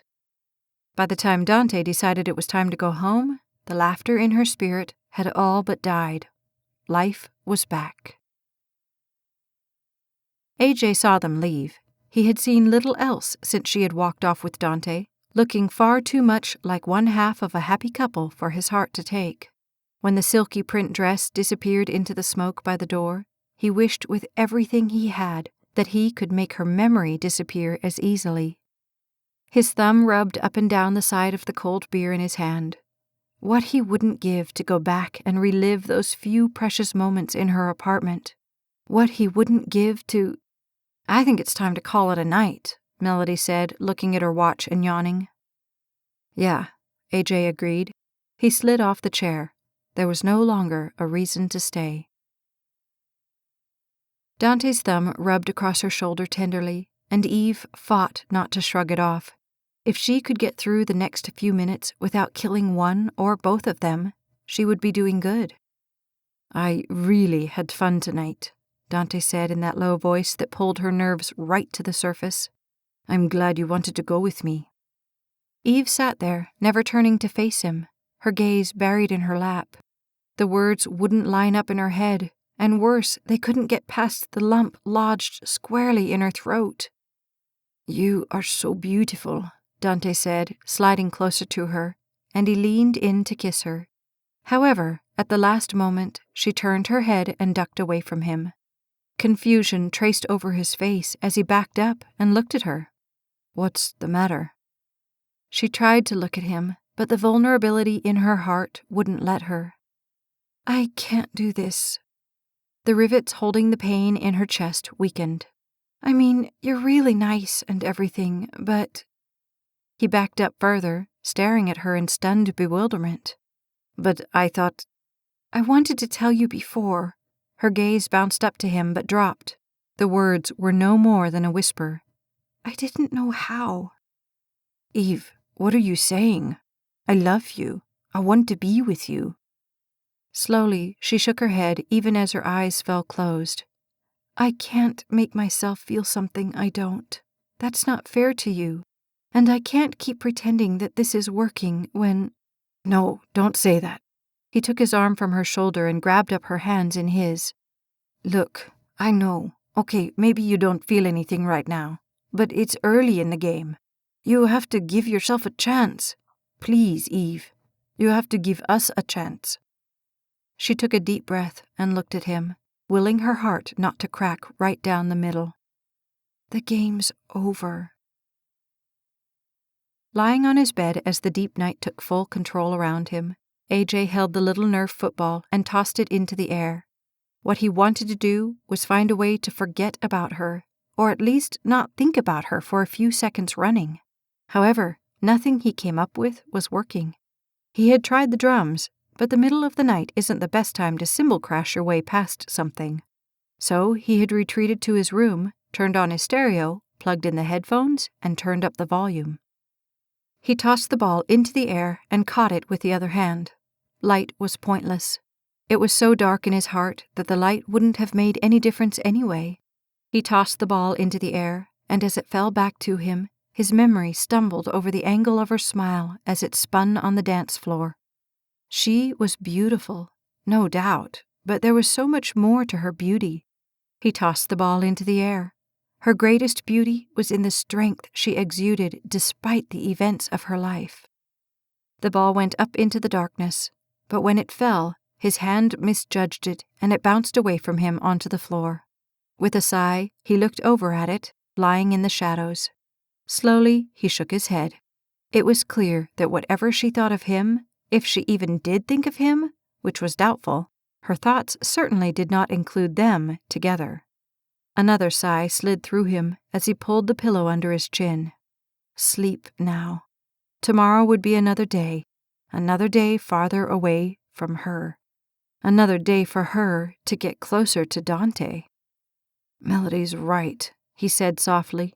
She's out of your league. Just get over her already. He flipped on his back and stared at the ceiling. If only doing it was as easy as saying it. The soft cotton of Eve's latest pair of pajamas wrapped around her as she lay in bed long after she had gotten home. She should have been exhausted. In fact, after the roller coaster of emotions she had been on ever since Dante had called the night before, sleep should have been easy. However, every time she closed her eyes, a jumble of faces floated around her like an out-of-control kaleidoscope. Lisa wouldn't be happy about Dante, and Jeff would be less so.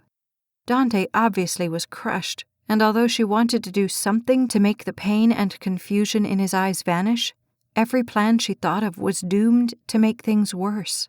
If she could just talk to Dustin, ask his advice, find out what she should do. He always knew the very best course of action when it came to her life. Even when she couldn't see it, he always could. One more moment with him, she thought as her gaze bounced back and forth across the expanse of dark blue ceiling. One more so he could tell her what to do. I'm just so confused, she said to the empty room. I don't know what to do anymore. The breeze ripped through her heart as once again she stood next to that coffin, saying goodbye to her best friend, her lover, her husband. She ripped her pillow off the bed and punched it hard. I hate this. You know it? I really hate this. I don't want to live like this anymore. Do you hear me, God? I don't. It's not fair. You took him from me and you left me with nothing. How could you do that? Her anger collapsed in on itself. I just don't want to be alone anymore. I hate being alone. Hello, AJ's sarcastic voice traced through her. They're your friends. That's what they're for. An image of him trying to throw popcorn into her mouth blurred through the tears. I just don't want to go on without Dustin, she said softly. Whether you make the choice or let the choice make itself is your call, AJ said from some time before time began. He was right. She had been letting the choices happen to her instead of making them on her own. Even with Dante, she had been against that idea from the start, but it was too easy to let the choice happen. Okay, I give up. I don't want to be miserable anymore. Show me how to do what I need to do. Like and subscribe to the Staci Stallings YouTube channel so you never miss a second of the story. Chapter 9. What is your problem? Lerone asked when AJ climbed back in the ambulance after their fourth run of the day a week into December. Nothing. Yeah, nothing. You do realize that semi never saw us at that intersection? AJ started the ambulance and put it into gear. 2 more hours and he could go home and mope alone. I saw it. Sure, you saw those big red letters as they went past. Hello, semi. Goodbye, world. It wasn't that bad. It wasn't going to hit your side, either. For emphasis, Lerone buckled his seatbelt. And let me tell you, I don't think that the guy in the wreck appreciated being dropped, either. I didn't drop him. No, you dropped the gurney he just happened to be attached to. It must be your incessant talking, AJ said angrily. I can't concentrate. Oh, it's my fault. Cool. I'll be sure to say sorry to the next one you drop.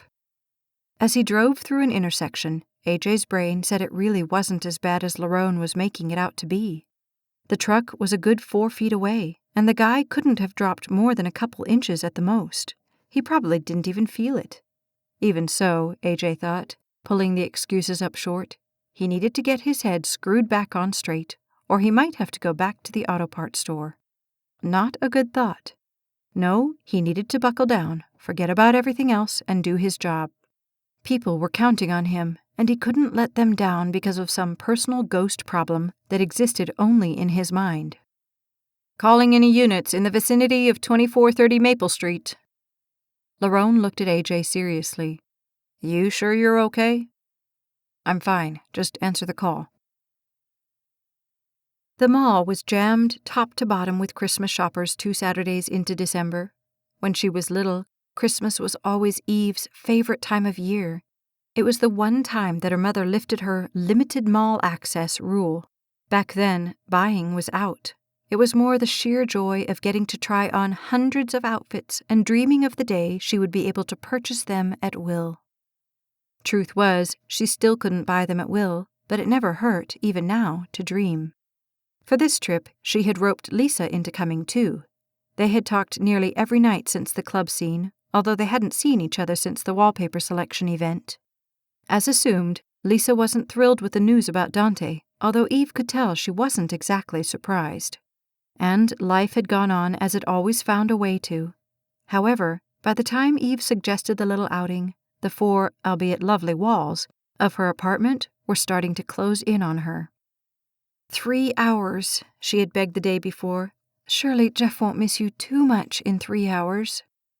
And so now they were here, shouldering their way through the crowd and trying to have a nice day together. So, did you get the wallpaper in yet? Eve asked as they walked slowly past the windows adorned with ivy and red ribbon. In the center of the square stood a huge Christmas tree complete with lights, bows, and ornaments. I called them yesterday. It should be here next week. Cool. Have you decided on the paint yet? Lisa scratched the base of her ponytail. I really liked AJ's idea, but I don't think I'm talented enough to pull that off, especially not looking like Moby Dick. She spread her arms out to the sides and then laid her hands across her growing belly. You look beautiful, Eve said sincerely. You're pregnant. That's not a bad thing. Yeah, tell that to my thighs, Lisa lamented. They're never going to be the same. Eve looked at her friend, and for all the softness in her heart, there was a little twinge of jealousy. You're never going to be the same. Slowly, Lisa shook her head. I just hope I'm ready for this. Jeff is so excited I think you could hit him with a stick and he'd burst. But every time I think about this baby and getting it here and what happens after it's here, and the fact that they're going to send me home with it and say, see you later, good luck, I just don't know. You'll be fine. Besides, it's not like you can't call Aunt Eve to come over and babysit once in a while. I'm sure Aunt Eve will have better things to do with her time. Then hold that baby? I don't think so. Eve glanced into a window and caught sight of a brown-beige teddy bear. Oh, look, that would go so great in Baby's room. You could sit it in that little rocking chair you were talking about. Come on, we've got to get it. Jeff is going to shoot me if I get any more presents for this kid, Lisa said, dragging her feet as Eve pulled her to the store's entrance. Then I'll get it, my present. Then Jeff might shoot you, Lisa said seriously. Eve laughed, like he hasn't wanted to before. Come on. AJ, you busy tonight, man? Jeff asked over the phone wires the next Friday. Uh-oh, AJ said, having heard this setup before. Let me guess. You're short a hand and looking for another wallet. Something like that, Jeff said with a laugh. How about it? You in? All the good reasons to say no slipped through him, but they weren't good enough. Your place? 8 o'clock. All evening as they played, AJ listened for the doorbell, but for all his mental telepathy, it was silent. That was okay, he told himself. Seeing her again would be too hard. It was better if she didn't show up. However, just the fact that she might show up took what was left of his sanity and dumped it out the window. "A straight," Gabe said, laying his cards on the table. "Ugh, 3 of a kind," AJ said, lamenting the death of the best hand he'd managed to acquire all evening. "Darn," Gabe said as he pulled the money into his pile. "Aces, too. You've got to hate that." "Yeah, I'm so sure you're just heartbroken," AJ said, rubbing his sweating hands on his pants. "I am. Don't I look heartbroken?" Gabe turned his best dejected face to Jeff, who laughed. "Miserable." Gabe smiled triumphantly as he turned back to AJ. "See? Told you." "Oh, by the way, speaking of miserable," Jeff said as he began shuffling the cards, "thanks to your brilliant idea, I am now sponge painting tomorrow." "Me?" AJ asked incredulously when Jeff's gaze landed on him. "What did I do?" "I think these 3 colors would look great sponge painted, Lisa," Jeff said in a sweet voice, and he shook his head as he dealt the cards. "I finally get a day off, and now I get to paint a whole room, pink, yellow, and blue. Oh, joy." "Hey," Gabe said, "don't rag on him. You were the brilliant one that was so excited about having a kid, remember?" "Well, no one told me I'd have to paint." AJ laughed. "It's really not that bad. Won't take more than a couple hours, tops." "Not for you, maybe," Jeff said, throwing his money in. "Me, on the other hand, will have to figure out how to get the paint where it's supposed to be and not everywhere else, which is probably where it will end up." "I'm telling you, it's not that bad," AJ said as he tossed $1 into the pile, laid 2 cards aside, and took the 2 Jeff dealt him. "I'll even come help you if you're that desperate." "Sure you will," Jeff said as he dealt Gabe a couple cards. "I will. Just tell me when to be here." "I'm in," Jeff said. "Not me," Zach said, folding his cards. "I'm in," AJ said, and he looked at Gabe. "Okay, I'm in." They went once more around the table with both Jeff and AJ staying in. "Nope," Gabe said when it came to him. "Too many for me."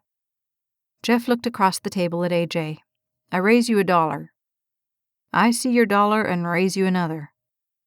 A smile of triumph slipped onto Jeff's face. "Call. What you got?" 4 of a kind, AJ said, barely holding the smile back. "Ah, no," Jeff groaned. "Full house." "Oh, darn," AJ said as he happily raked the money to his side. "Don't look too heartbroken over there." Yeah, Jeff said, mockingly angry. "That'll cost you a wall." "I told you I'd help." "I thought you said that so I wouldn't be paying attention." AJ laughed. "That too." "Fine. Just for that, you get 2 walls. Be here at 9 and bring your paintbrush." "We're going to try it," Lisa said over the phone wires as Eve sat near her fireplace soaking in the warmth. December was living up to its name. "At least I think we are. Jeff sounds less sure about this every time I talk to him." "He's a guy. He just doesn't want to do the work," Eve said. "Yeah, well, unfortunately, he's it. I don't think I'm going to be too much help." "Well, if you really need someone to come keep him in line, I could always round up my brushes." "That sounds scary," Lisa said. "You and Jeff with paintbrushes? My poor carpet might never recover." "And just Jeff?" Eve asked skeptically. "Your walls might never recover." The fire waved in front of her happily just as she heard the shouts in the background. "Uh-oh, Friday night poker game?" "It's a curse," Lisa said. "Sounds horrible." "It is," Lisa said, but there was too much happiness in her voice for that statement to be taken at its meaning. "But seriously, you wouldn't mind coming to help?" "Mind? I'd love to. Just tell me what time to be there." Eve and Lisa were busy plotting out their strategy the next morning when Jeff walked by the room decked out in old sweats and a t-shirt, fresh from his morning shower. "I think we should use this as a base," Eve said, referring to the pale yellow. "The other 2 can play off of it." 1 second, and then Jeff poked his still wet head around the corner. "Eve?" "No, Godzilla," she said with a laugh. Lise, you didn't tell me Eve was coming, Jeff said, and Eve couldn't quite read the tone of his voice. She's better with color than I am, Lisa said offhandedly. Besides, she brought sponges. Oh, great, he said slowly, but it was clear by the tone that it was not great. Lise, you don't happen to know where the donuts are, do you? I think they're still in the refrigerator. I don't think so, he said. I looked there when I got up this morning. Oh, well, maybe they're in the cabinet. I looked there too. A pause that stretched on a little too long. Could you come help me look? Lisa looked up at him in confusion. Now? He flashed a timid smile at her. Please? Less than happy, Lisa sighed and walked to the door to follow him out. Eve tried not to read too much into the exchange, but every indication screamed that her presence was not welcome. She considered leaving, but Lisa had asked, and Eve hated to abandon her. Then she heard the whispers in the kitchen. Definitely not a good sign. She remembered those whispers. Dustin was good at fighting so no one else heard. Apparently, it was a guy specialty. Their intensity escalated. Then, just as Eve gathered the nerve to simply leave, the doorbell rang, and the whispers stopped abruptly. Had there been a back door other than in the kitchen, she would already have been out of it. She could always claim a headache. It wouldn't be that far from the truth. A minute, 2, and suddenly there were voices in the hallway. Unfortunately, they were missing a distinctive feminine quality, and her nerves jumped to the surface. We were just looking for the donuts, Jeff said. We'll bring some in as soon as we can find them. Cool, AJ said, turning the corner, but the instant he saw Eve, he froze. With his brown cap turned backward, pale green button-down shirt over a tight white t-shirt that stretched over every muscle on his chest, and light brown pants, he looked incredible. Eve tried to catch her breath, but there was no longer oxygen in the room. I'll just be in the kitchen, Jeff said hesitantly, and he turned and took off back down the hallway. They stood looking at each other and not saying a word for a long moment. Hi, AJ finally said as he slowly set his long roller and paint pan on the floor. She wanted to smile, but the bafflement jamming her brainwaves wouldn't let her. Hi. AJ straightened, and a smile traced through his golden bronze features. Jeff didn't say you'd be here. Yeah, Lisa didn't mention you were coming either. Slowly, Eve rubbed one hand over the other, wishing she could wipe off the moisture there without looking totally obvious. A full 30 seconds he stood there. Then his gaze dropped from her to the paint cans sitting next to her. That the paint? He asked, pointing at them. Oh, yeah. When he stepped over next to her, she thought she might actually pass out. Electricity poured off his body as he picked one can up and read the printing on it, and although she wanted to back up lest she be irrevocably caught in its force field, not one molecule of her could move. She tried to refocus her attention where he was reading, but the pull of his face being so close to her would have scrambled the words anyway. Her gaze snagged on the soft but strong features just a foot away. Somehow she had never noticed how heart-stopping he was until that moment. You think that'll work? Lisa asked, ambling into the room behind them, and with one jerk, they both turned as if they had just been caught doing something illegal. Oh yeah, AJ said smoothly, and Eve couldn't help but think she liked that voice as much as she liked everything else about him. It looks great. How are you planning on doing this anyway? Eve thought the yellow would be a good base, and then the other two could be sponged over it. Sounds good, AJ said, glancing over at Eve, but it happened so quick she didn't even get a good look into his eyes before they were gone. Donuts, Jeff announced, sidling into the room with a plateful of food. Ah, the magic words, Eve said with a laugh, and the other three looked at her in surprise. Timidly, she shrugged. For AJ, she clarified, although it clarified nothing. You feed him, he'll do anything. Instantly, 2 disbelieving stares hit her head on, and the one next to her sank to the floor and didn't dare look over at her. She dug her hands into the pockets of her jeans, wishing she knew what to say to take those words back. I just mean I gave him pizza and he helped me move, she said, fighting to get out of the hole she was digging for herself. But that didn't help. Finally, with no other option, she dropped the subject altogether. Sure, I'd love a donut. She reached over and pulled one off the top. For good measure, she took a large bite. That's good. Jeff looked at her like she had lost her mind, and although Lisa looked much closer to laughing than shipping her to the funny farm, she certainly wasn't jumping in to help her friend salvage the wreck. You got chocolate? AJ asked from behind her, and Eve jumped involuntarily. Light and dark, Jeff said, offering the plate to AJ. Just as Eve took another bite, AJ reached past her to the plate and snagged a donut for himself. However, she felt the proximity of his hand near her back, and the room started swimming around her. Nothing like a nutritional breakfast, AJ said, as though she hadn't just totally embarrassed him, and she managed a grateful glance over at him. Are we going to eat or paint? Lisa finally asked as Eve popped the final piece of donut into her mouth and wiped her hands. Let's rock and roll, Eve said. Tunes, Jeff said, setting the plate down and departing.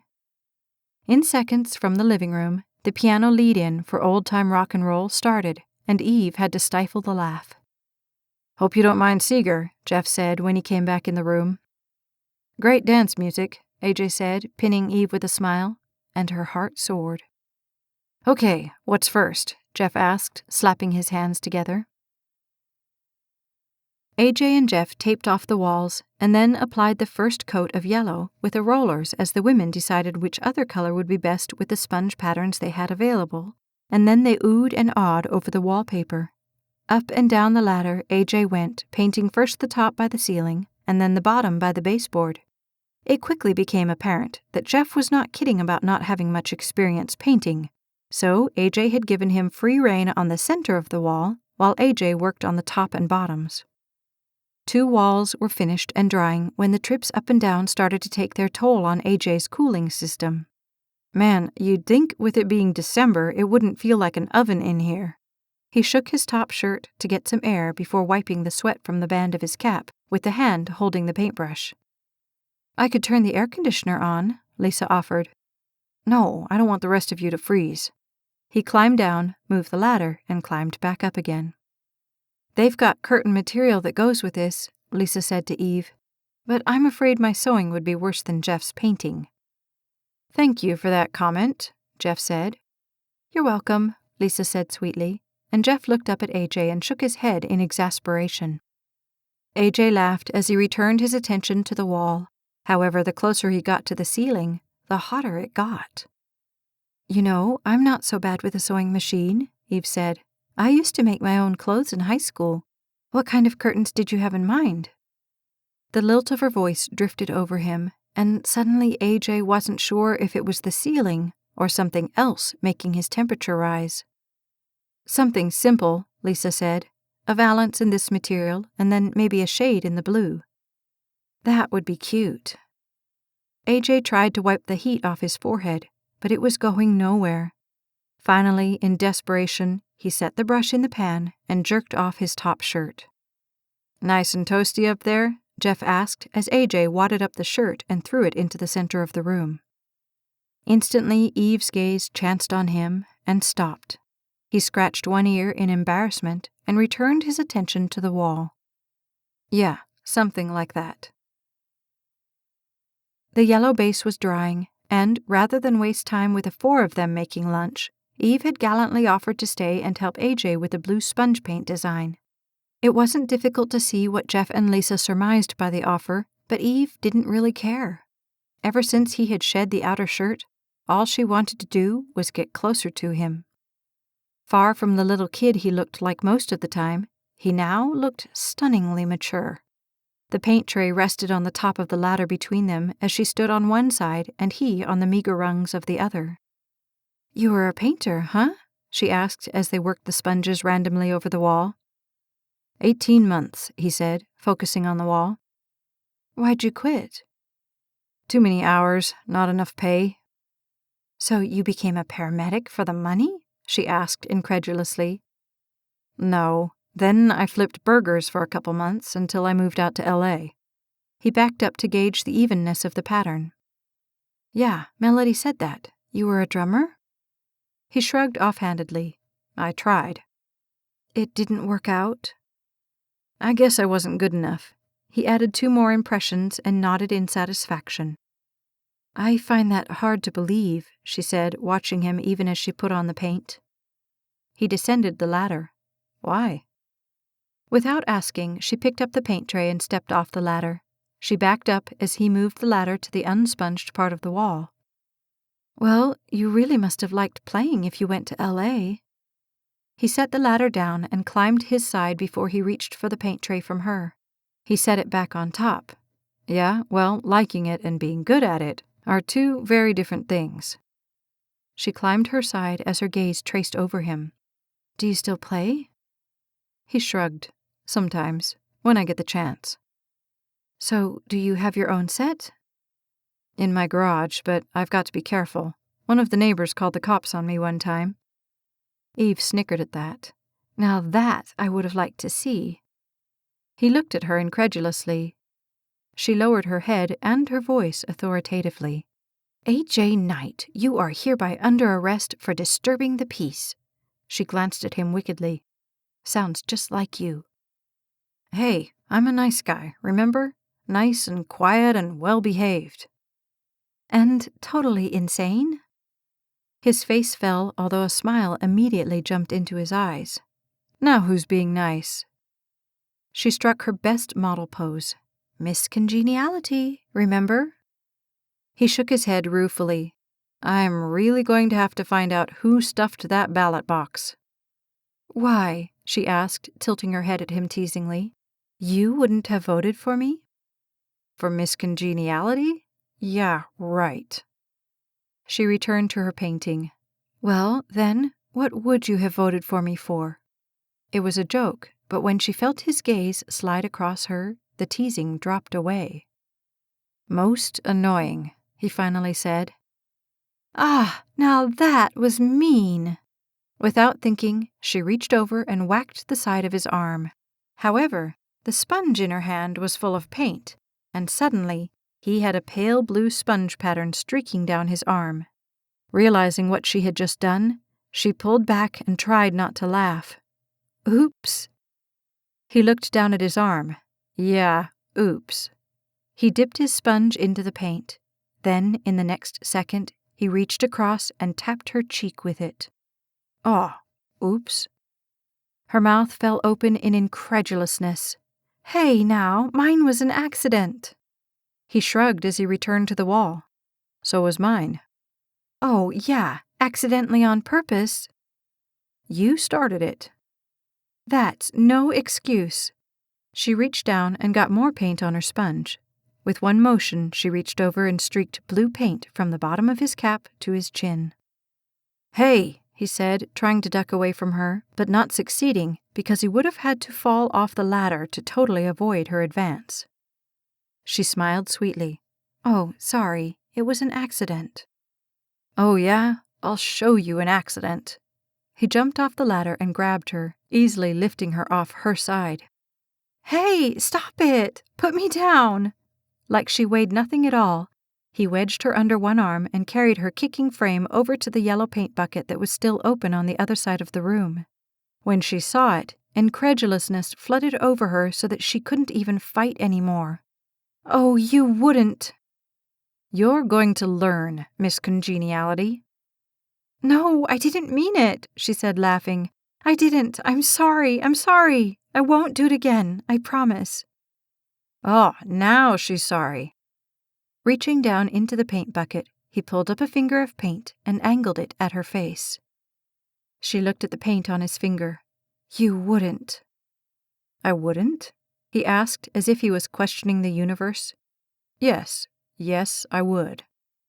With that, he wiped the paint down one side of her face and then down the other. It was much colder than the blue paint, and she squealed as he wiped it down the side of her neck. With one more kick, she broke free. Laughingly, he looked at her in triumph. Nice makeup job. Oh, yeah? How's this? Her right hand caught him square across the face with the blue sponge. Uh-oh. He reached down to the yellow and scooped up 3 fingers of paint. You're going to pay for that. Her eyes widened at the seriousness in his face. Is it too late to say I'm sorry? She asked as she backed away from him. Way, way too late, he said, pursuing her step for slow step. Because I am, you know, she said, still backing.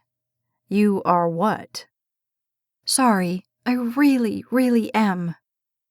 At that moment, her foot met up with something she at first thought was the wall, but the second she saw the horror on his face, she knew it wasn't the wall. He gasped and put out a hand to stop it as Eve screamed and covered her face. However, his heroics saved only the latter as the pan filled with baby blue paint slipped from its perch. AJ lunged to catch it before it hit her, but he was only half successful, and after one bounce that managed only to cover them both with paint, the pan fell at their feet. Ice-cold paint slid down her hair, down the back of her neck, and onto her arms. She gasped. Oh, that's cold. She started laughing and couldn't quit. Oh, it's so cold. With one hand, she pulled her lime green t-shirt, now drenched in paint, away from her body. AJ was busy wiping the paint off his arms, hands, and the front of his once white t-shirt. Hey, I thought you two were supposed to be painting. Jeff turned the corner, but when he saw the two of them drenched in paint, he stopped. Yeah, AJ said, turning to the door. Well, we decided the splatter look would be quicker. Eve couldn't believe he could keep from bursting out laughing. She put her hand over her mouth ostensibly to wipe away the paint, but it was really to stop her own giggling. AJ tried to wipe the paint off his face nonchalantly, but the paint on his hand mixed with it and left 2 nice green streaks right down the edge of his face. What's going? Lisa asked, and when she turned the corner, Eve noticed AJ took a slow backward step. Lisa put her hands on her hips and surveyed the mess. What did you two do? It was my fault, Eve said, stepping in front of AJ. It was. I'll clean it up. Jovial incredulousness crossed over Lisa's face as she looked at her friend, the paint streaming down her hair and onto the front of her shirt still dripping. You look like those guys at the football games. Jeff looked at Lisa skeptically as Eve and AJ stood totally busted and knowing it. What guys? Eve asked as she shook her hands off. You know, those guys that have like nothing on except 2 beers in each hand and paint all over their faces. At that moment, she could hold it no longer, and Lisa burst out laughing. She shook her head. It's a good thing we didn't put you two in charge of something really important. No kidding, Jeff said, realizing she wasn't totally mad and joining Lisa's laughter. Now, remind me again whose good idea it was to put the tarp on the whole floor? It's a good thing, Lisa said as she reached over and laid a hand on his shoulder. Her composure was no longer hers. Every time she looked over at them, her laughter consumed every place on her face. But who knew we'd have the 3 Stooges over to paint for us? You mean the 2 Stooges, Jeff corrected, doubling over into her. Yeah, the 2 Stooges, Lisa agreed. Eve's composure broke before AJ's, and she reached up to push her streaked hair out of her face. However, she only managed to transfer more paint into her hair as she broke into laughter. AJ looked over at her, clearly not as comfortable with how funny the situation was as the other 3. The second he looked at her, though, the humor hit him. Here, you've got some paint right there, he said as he reached over and wiped her face with his sponge. Where don't I have paint? She asked, holding her hands out to the sides. This is true, he said, the guilt sounding in his voice. Then Eve glanced at the wall, and splattered was a good word for it. The bottom third had light blue streaks all over it. Oh, no. Quick, get a sponge, AJ instructed when he looked at it. Without question, she grabbed her sponge. Just go over the splatters. Oblivious to the fact that his brown cap now had streaks of blue and that they had an audience, he grabbed his sponge and started working on the wall. In less than a second, Eve joined him. Every splatter she found, she covered with her sponge so that the splatters became only recognizable sponge patterns. "We should have done this to begin with," she said. "Saves a lot of time." "Here, I need some more paint," AJ said, and before she could ask, he turned to her and dabbed his sponge against her back. He transferred that paint to the wall. Again, he retrieved paint from her body and put it on the wall. "You sure make a good paint bucket. You know that?" "Why, thank you," she said, wiping her sponge on him. "So do you." "And you thought they might be making a mess," Lisa said to Jeff from behind them. Eve glanced behind her as the wall's owners, still laughing, tiptoed out. AJ touched her face with a sponge. "I think they thought we had messed something up." "Imagine that," Eve said as she retrieved paint from the center of his chest. "See, I said I'd clean it up." AJ glanced behind him and then returned to the wall. "Thanks. I thought Lisa would blow a gasket." "Lisa's cool," Eve said, getting more paint off his chest. "She's scary," he said, leaning over closer to her to get paint from her shirt, but more so his voice wouldn't have to carry far. "Scary?" Eve asked incredulously. "I don't think she's scary. I'm more scary than she is." He took a swipe across her face, but stopped when he looked at her. "In that getup, I'm not going to argue." Laughter jumped squarely into her soul, and she shook her paint-streaked head. "You're insane." His eyes shone. "I try." Chapter 10. "Oh, I love it," Lisa said when she crossed into the room late into the afternoon. "Look at all these colors." "Yeah, they kind of blended together," Eve said, stepping back to examine the last part of the wall. "It's kind of a rainbow effect, huh?" "It's great."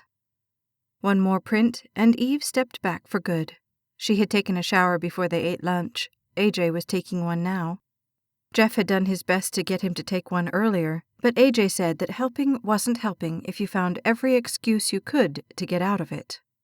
Granted, he would probably have to use turpentine to get the paint off of himself after all this time, but Eve hadn't minded painting the whole afternoon with Bozo the Clown.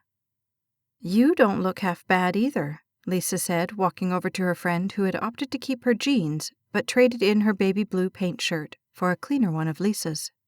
However, she did notice that Lisa's shirt wasn't exactly new. Practical, Eve thought. Smart and very practical. Just like Lisa herself. "Too bad I couldn't keep those blue streaks, huh?" Eve said, running her fingers through her damp hair. "What a fashion statement." "Yeah, then everybody would be having paint fights." "Sorry about that," Eve said. "It got a little out of hand." "Oh, really? I didn't notice." "Well, considering you had a hand in setting it up, I'm thinking you should have." Lisa looked at her serious but worried. "We didn't, I swear." "Yeah, right." "I swear, Jeff about had a heart attack when you were here this morning. He figured you'd think we were trying to set you up, but honestly, we weren't. He told AJ, and I told you, and, well, it just kind of happened." Although she knew it was setting a dangerous precedent, Eve really couldn't be mad at her friends, even if they had set up the day by dubious means. "Okay, but don't let it happen again." "I promise. I'll warn you next time." Their own clothes were in plastic bags when Eve and AJ stepped out into the late December afternoon. He had borrowed a pair of light blue jeans and a light gray t-shirt from Jeff, and Eve was still in Lisa's shirt. Lisa and Jeff had begged for them to stay, but after cleaning up the mess, they really didn't feel like intruding any longer. "So, what did you think?" Eve asked, looking at him as they walked slowly to the cars. "It's cool, all those colors mixing together. It's like a new pattern everywhere you look." "Yeah," she said thoughtfully.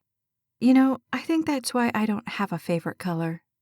His gaze jumped to her face incredulously. "You don't?" "No, I just really like it when they can all fade and blend and work together to make something really awesome." He smiled. "Yeah, forget conventional." "Exactly," she said as they stopped at her car.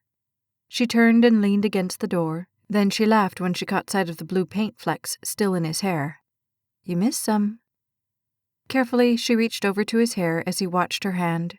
She pulled a piece out and showed it to him. "I'll probably be finding them for the next year." "You? I washed this stuff 4 times and there's still streaks in it." She ran a set of fingers through her hair. "Tell you what, how about I make it up to you?" She dropped the hair and looked at him skeptically. "That sounds scary." "No, seriously. How about this? I can pick up a couple movies, you order pizza, and we'll all meet at your place, say, 45 minutes or so?" "Canadian bacon?" she asked. He smiled at her. "Your choice." "And who gets the prize for best timing in the whole world?" Eve asked as she carried the pizza not to the dining room table, which was in clear view of the television, but rather to the center of the living room floor between the 2 recliners. "Me, of course," AJ said, popping one of the movies into the player. "What did you get anyway?" Eve asked as she opened the box lid and breathed in the heavenly scent of fresh pizza. "Mission Impossible." "Cool." She pulled one slice out for herself and pushed the box across the floor to him when he sat down next to the other recliner. He hit the remote button. Nope, no previews. Ugh, hate previews. Without really looking, he grabbed a piece and pulled it out of the box. Eve was too busy eating to really care what they were watching. As long as it wasn't horror, she could deal with it. "Ah," AJ said, sinking back against the recliner footrest as he took his first bite. "This was a good idea." "Yes, it was," Eve said wholeheartedly. "My white knight saves the day once again." His gaze traced over to hers. "You're so lucky." "Yes, I am." "And then we watched movies till like midnight," Eve said Monday evening when Lisa called, wanting all the details. "And?" Lisa asked leadingly. "And what?" Eve mimicked. "And then he left." "Well, did you kiss him? Did he kiss you? Did you, sit in the same chair at the scary parts or something? Did he really leave at midnight? Come on, Eve, I'm dying here." "No, no, no, and yes," Eve said with a laugh. Lisa growled. It was supposed to be yes, yes, yes, and no. Eve shook her head slowly. "It's not like that, Lise. I'm telling you it's not. He's a nice guy, a wonderful guy. He's funny and sweet, and I have a lot of fun when he's around. But it's not like we're going to rip each other's clothes off every time we see each other or anything." "Well, did you at least make another date? Are you going to see each other again sometime?" "Not unless somebody sets me up without telling me again," Eve said warningly. "I didn't? Oh, no, of course you didn't. And Jeff had no idea either. Give up the innocent act. You are so busted." "We really didn't plan that." "Yeah, and you would be mortified if it happened again, right?" "Well, it's not like you're helping things along." "There are no things to help along. I'm telling you, there is nothing going on between AJ and me. We're friends. Besides, he's 5 years younger than me anyway." "So, there's no rule that says you have to be the same age." "And he's not the most stable person in the world either. Did you know he packed up and moved to LA to be a drummer?" "It could be worse. He could have not come back." "Lisa." "Eve," Lisa said, managing to stretch the single syllable into 2. "Look, you dumped Dante because he was all love, marriage, family. Why can't you have some fun with AJ, who's not focused on all of that?" "That's just it. I am having fun. But I'm not going to push things into something that's going to make us both miserable." "Why would it make you miserable?" "Because things are nice just like they are right now." "Well, what if it doesn't make you miserable? What if it makes you happy?" Eve pushed that question away from her heart as she looked up onto the center of the mantel. "Just don't push it, okay, Lisa? If things work, they work. If they don't, I really want to have him as a friend." Lisa said nothing. "Okay?" Eve asked again. "Okay," Lisa finally said reluctantly. "And tell that husband of yours the same goes for him." The "you may not set us up under any circumstances" plan lasted until 2 days before New Year's. "Don't tell me you already have plans, because I know you don't," Lisa said when the subject of their party came up. "And don't tell me this isn't a setup, because I know it is," Eve retorted. "It's a party, Eve. Lots of people have them on New Year's." "Yeah, and I'm sure no one who lives in your house just happened to think of this brilliant party idea as an excuse." "It's a party, Eve."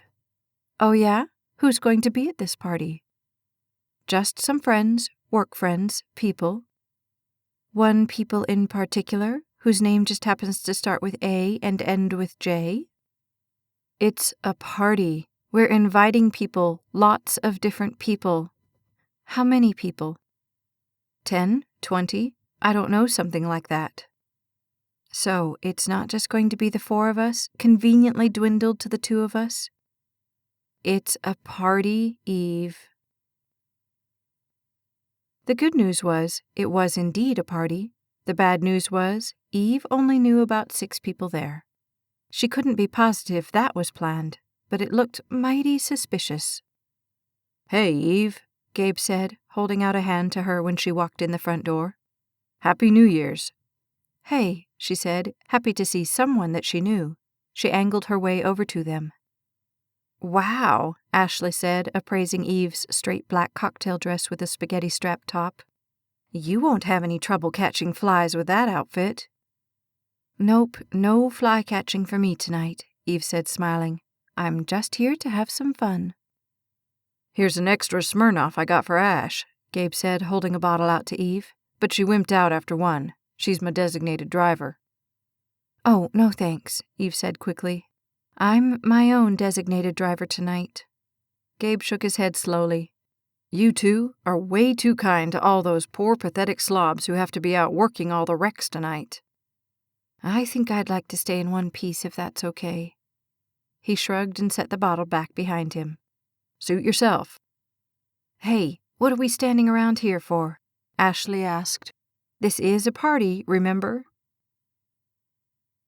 It had been a long day at work. AJ hated the holidays. The only thing worse would have been drawing the short straw and having to work that night. Not only was it the worst night of the year to work, he really wanted to go to the party at Jeff's. He had fought with his hair for an hour, but finally gave up and grabbed one of his black ball caps. It didn't look too bad with a black and gray diagonal shirt, although it made him look a good 6 years younger than he wanted to. Oh well, tonight the fantasy would come crashing down anyway. There was no way that Eve would show up dateless, and the fact that he hadn't gotten up the guts to call her to ask her to go out with him pretty much solidified the fact that they wouldn't be together tonight. As he climbed into the Civic, his mind traced back over his time with her, and he couldn't help but smile. For as prim and proper as she looked on the outside, there was a life force inside her just waiting to jump out. It wasn't hard to see, unless they were with someone else, and then she retreated back into her who everyone else seemed to think she should be, Shell.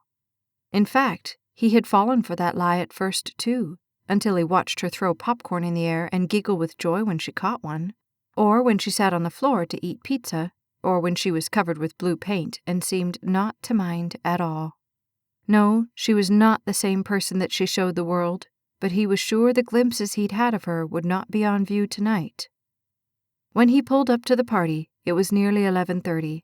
Had it not been New Year's Eve, he might not have even bothered to come. Well, that and her, he thought as he raced up the sidewalk to the front door. He rang the doorbell and turned to look out at the assembled cars. The only one he really cared about was a little shiny silver one. However, before he located it, the door swung open. "AJ," Jeff said, happily swinging a hand up to catch AJ's. "You made it. Sorry I'm late." "Just in time," Jeff said. Eve was beginning to regret her little speech to Lisa. Okay, so she didn't like the idea of being set up. But she was beginning to think she didn't like the idea of not being set up either. Her gaze jumped to every person who walked through that little entrance arch, and had it not been for Ashley and Gabe, who managed to include her in every conversation, she might have just sat and stared at the opening all night. My parents have this cabin out in New Mexico, Ashley said. We wanted to go for Christmas, but somebody had to work. I'm telling you, win the lottery and I'll gladly quit, Gabe said seriously. Anyway, we're wanting to get up there in January, maybe over the long weekend. The snow's perfect this time of year. Oh, I bet it's gorgeous, Eve said, drifting away on the thought. I haven't been skiing since... Her gaze dropped to her cup. It's been a long time. When she looked back up, Ashley's gaze was soft and sad. Hey, why don't you come with us? Eve's eyebrows arched skeptically. No, I mean, we already asked Jeff and Lisa, and they're in, but of course Lisa can't ski. It'd be fun to have somebody else to ski with, other than the guys. Come on, Eve, it'll be fun. Oh, well, I really... Just say yes, and come. You know you want to, Ashley coaxed. Well, okay, but... Hey, look who the cat dragged in, Gabe said, noticing the doorway. Eve's gaze jumped to the door, and with one slam, her heart stopped. Hey, AJ, over here, Gabe called. She watched him walk across the room like it was some dream that couldn't possibly be real. No one should look that good. But for as good as his clothes were, the best part of his whole outfit was the smile in his eyes. Hey, all, AJ said, catching Gabe's hand in the air as Gabe stood. Well, you can still stand. That's a good sign, and you don't even look too plastered yet. I'm getting there, Gabe said, raising his glass. He wobbled slightly. Yeah, I can tell. AJ glanced past Gabe at Ashley and smiled. Hey, Ash, how's it going? Hey, she said warmly.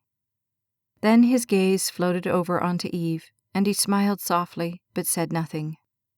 Eve, Gabe said, leaning toward AJ. Her name is Eve. Yeah, AJ said as a smile exploded onto his face. Seems like I remember that. Here, Ashley said, scooting away from Eve. Have a sit down.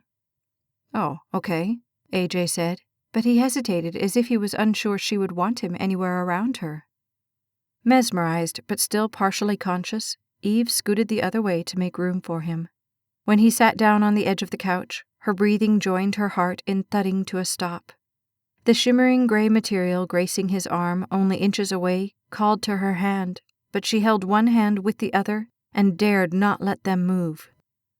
You ever been skiing? Ashley asked AJ, resuming their conversation without missing a beat. A couple times. He leaned back into the couch. Some buddies of mine talked me into going to Breckenridge once. It was great. But if you ever get a chance to night ski at Keystone when it's 10 below, skip it. Night skiing? Gabe asked in trepidation. Isn't that a little dangerous? No, it's not too bad, unless you lose track of the trails with lights, AJ said. Ashley laughed. Extreme sports, huh? Yeah, like extremely stupid. Well, if you can ski with the lights off, can you ski with the sunshine out? Gabe asked. I'm not too bad, AJ said. Why? Who's going skiing? Us and Lisa and Jeff, Ashley said. But we're looking for a few to round out the trip. Cool. When? We were thinking over the long weekend in January. Count me in, AJ said without hesitation. I'd love the chance to eat up some black diamonds again. Fab, then it's just the 6 of us, Ashley said. Eve wanted to protest, but she was having trouble breathing normally. 6? AJ asked, stopping on the number. Who else is going? Eve, Gabe said as if that should be obvious. She's our designated driver, isn't that right, Eve? He raised his glass to her just as AJ turned to look at her, cowering into the couch and feeling her cheeks turn rosy. If she made a sound, she didn't know if it would signal confirmation or negation. Oh, cool, AJ said, although he didn't sound at all thrilled. Okay, we've only got 5 minutes, Lisa called to the room as she poured champagne for each guest. Everybody get your glass. Wishing her life made any sense, Eve reached for her glass of water and drank the rest of it. And Gabe, Lisa said, pouring him some, and Ashley, and, oh, AJ, you made it. Yeah, a little bit ago, he said awkwardly. Oh, and Eve? Lisa said a little too loud for Eve's senses. Couldn't the world just overlook the little fact that he was now sitting by her? It wasn't like she'd planned this or anything. Then again, it wasn't like she planned anything in her life anymore. Jeff turned up the television as the ball in Times Square began its slow descent. 10, everyone in the room said right together. 9, 8, 7, 6. Eve looked around, and for all the happiness of being with her friends that should have been surrounding her at that moment, all she could feel was utter loneliness at the absence of the one who wasn't there. 1, she said softly, and she looked at the champagne in her glass. She should have just stayed home. This moment would have been much easier where she could have cried in peace. Happy New Year! The partygoers yelled, and the noise was deafening. If she could have disappeared right into the couch cushions, she would have. The very moment of the anniversary of the first time Dustin kissed her. The thought tore through her and left her staring at the pale gold liquid in her glass. She had been so happy at that moment, so sure it would last forever. But it hadn't lasted forever. It hadn't lasted even a sliver of forever. I wouldn't drink it either, AJ said, leaning closer to her. He wrinkled his nose in disgust. Jeff's as good at picking out good champagne as he is at painting. Eve looked at him numbly and tried to smile. I guess you're an expert at champagne now, too? Yep. Champagne and rescuing nearly airborne boxes, my specialties. The middle of her heart dove right over that balcony as her soul crumpled over itself. I'll be back. With that, she jumped to her feet and pushed through the revelers, fighting to find the back door before she broke down completely. Concern ripped through AJ like a machete. He hadn't meant to make her cry, and yet just before she jumped up, he had seen the tears. He stood and set his drink on the table. What's the matter with... Gabe started. Excuse me, AJ said, rushing past them and following her. He paid no attention to the curious stares he got on the way to the door that led out to the little back patio. Just as he got to the back door, he met up with a bewildered-looking Jeff and Lisa, who stood in the kitchen, looking at the door that had just slammed shut. I'll get her, AJ said, pushing past Lisa, who started for the door. She stopped and then retreated back to Jeff's side. When he pushed through the door and saw the outline of Eve standing there in the darkness, head down, shoulders slumped, AJ took a breath and asked for the right words. Quietly, he let the door swing back closed, and he shut it for good measure. Slowly, he walked over to where she stood by the little white railing. When he was only a couple inches away, he stopped and took one more breath. It's got to be hard sometimes, he said softly. She sniffed. What? Trying to get through these things like it's not killing you. Her head fell forward even farther. I know, he continued. I remember Christmas the year after my dad left. Mom put up a brave front and everything, but it was still hard. I remember sitting there under the tree with all my presents, just watching the door and waiting for him to walk in. Somehow I kept thinking if I just waited long enough, he'd be there, you know? AJ's breathing constricted around the words. It was the first time he had thought about that morning in years. I'd always loved Christmas until that year, but it just wasn't any fun anymore. It hurt too much. 1 inch at a time, she turned to look at him, and tears glinted on her lashes. New Year's Eve was the first night he kissed me, she said softly. It was more of a dare than anything. He was there, I was there. We weren't there together. We just happened to be talking when the clock struck midnight. But his friends started giving him a hard time about it, like it was New Year's and he was sitting there not kissing anybody. You wouldn't have thought Dustin was shy, but he looked so scared I thought he might seriously be sick. She laughed at the memory. Then her face crumpled into it. But the second he kissed me, I knew. That's so amazing to me, AJ said as his soul absorbed the story. I mean, it's almost like fate just turned the page or something. Her gaze snagged on his questioningly. 1 minute you're all happy to be on your own, and the next minute, wham, it hits you that things will never be the same. A soft smile traced over his features. Dustin was a very lucky guy. She looked down at the champagne in her glass. It's just so hard to believe that this year he'll have already been gone for 2 years. Where does the time go? I sit there sometimes and I think there's no way I'm going to make it through the next minute. Then all of a sudden it's been an hour, and then a day, and then a year, and then I wonder sometimes if one day I'm just going to wake up and it's been so long that I've forgotten. AJ shook his head. Not possible. I read these books, and they all say the same thing, that eventually you have to let go of the hurt. But I don't think I want to do that. If I do, I might forget him altogether. It was then that he reached one hand over and cupped it across her back. How many times have you relived that moment? 1,000,000, she said without questioning which moment. Every minute of every day I relive it. I don't think a day's gone by that I haven't wondered what I could have done to make it turn out differently. If I just would have been there, if I just hadn't left, if I just hadn't listened to him and gone to Dallas, then maybe at least that morning when he left, he would have kissed me on the cheek, trying not to wake me up, and I would have pulled him back into bed, and he would have told me that he needed to get to work and how late he was going to be, and I would have laughed and told him he could go if he wanted. But I wasn't even there when he left. And now, I'll never have another one of those mornings.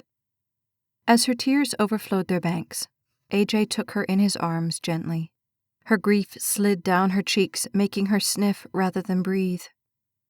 And how many times have you relived the good moments, not because you regretted them, but because of how wonderful they were? He asked, after a long moment. She sniffed twice and backed away from him. What do you mean? I mean, Dustin lived more than that one day. Surely there are a lot of days you remember that are about him living, rather than about him dying.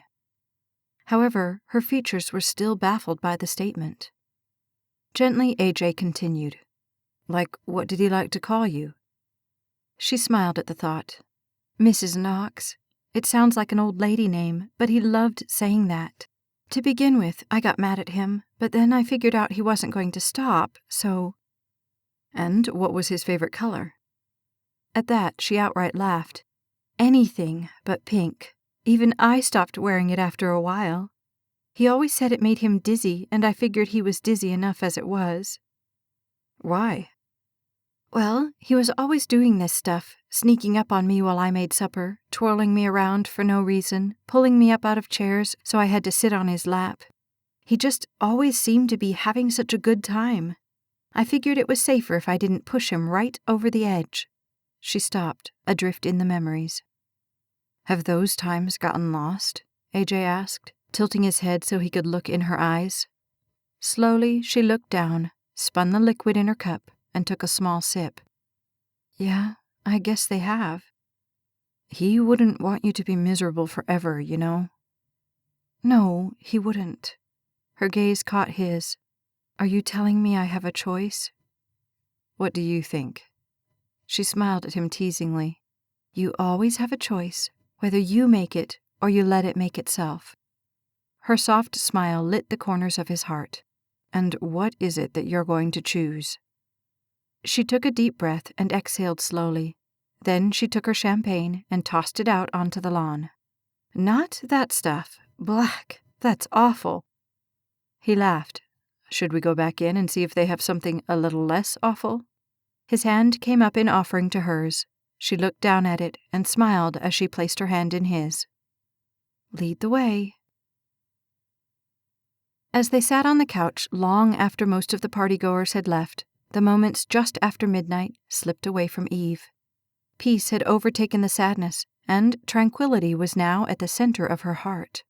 AJ's hand hadn't left hers since they'd come back in, but that didn't feel frightening or awkward, just really, really nice. We're thinking about flying to Albuquerque and renting a couple of cars, Ashley said as the 6 of them sat in the living room. No one was in the mood to clean the debris scattered around them. It's only a couple of hours away from the cabin.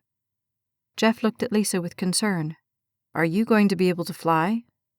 4 days, she said with a nod. Then she looked at Ashley.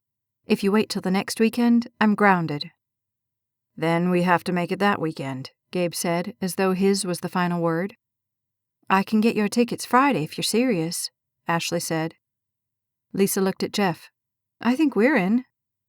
Ashley's gaze turned to AJ, who didn't appear to even be listening as he sat next to Eve, who really wasn't. How about you guys? Ashley asked. AJ's head dropped to the side, and he looked at Eve questioningly. She looked at him and thought for only a moment. Then she smiled. Yeah, we're in. Their hands never let go until they got to the little silver car. Jeff hadn't even made his "you take care of her" speech, nor had he so much as grilled Eve about calling the second she got home. They simply said goodnight and see you in 2 weeks, and then they closed the door. Gabe and Ashley said goodbye at the curb, and Eve noticed how AJ waited to make sure that Ashley was driving.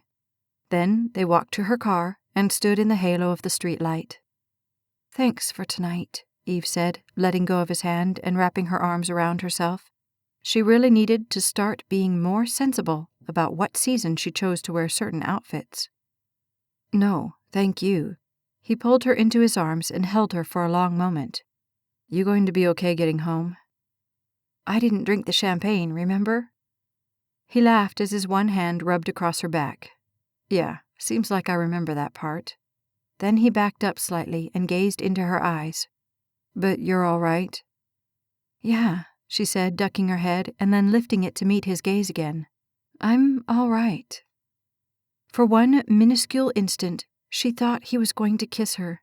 His eyes said he was. His body said he was. But then, at the last possible second, he smiled and backed away. I'll follow you? She couldn't have stopped the smile. You'd better. When AJ waved to Eve as she crossed off the freeway onto her exit, he wondered about the sanity of letting himself fall for her. The fact that she wasn't over Dustin yet was abundantly clear. What was not clear was whether she ever would be. He thought back to that night that seemed so long ago, and the images were right there in front of him. This suit has got to go, the other paramedic had said as he hooked up the IVs and fought to stabilize the lifeless figure lying face down on the gurney. The acrid smell of seared skin and plastic filled the air, and the motion of the vehicle under his feet swayed. Hey, keep it steady up there. This is hard enough as it is. Get that suit off. The cold metal of the scissors wrapped around his fingers as AJ started at one tear and worked as quickly as he could to remove the strips of charred firesuit that still clung to the figure. At that moment, as he fought to maintain his balance despite the overwhelming attack on his senses, all he could think about was Jeff, sitting in the front of the ambulance, dazed, frightened, and overwhelmed with worry about his friend. At that moment, there was no way AJ could have pictured her sitting somewhere in a faraway hotel, having no idea how her whole life was about to change. Slowly, the scissors worked until the right side of the suit had fallen away, revealing deep red wounds that seemed to not even be flesh. Wailing. He remembered the wailing of the siren, and only now did he know that's how her heart sounded the moment she had heard the news. It's not coming off, he said to the other paramedic who was busy filling a syringe. Don't pull it! The words still echoed through his head. You'll make it worse. If it comes off, let it. Instantly, he watched as his hands let the crunchy material fuse back to the wound that was oozing blood. He did his best to find places that would just come off, but there weren't many. Cripes, how much farther? The other paramedic had asked.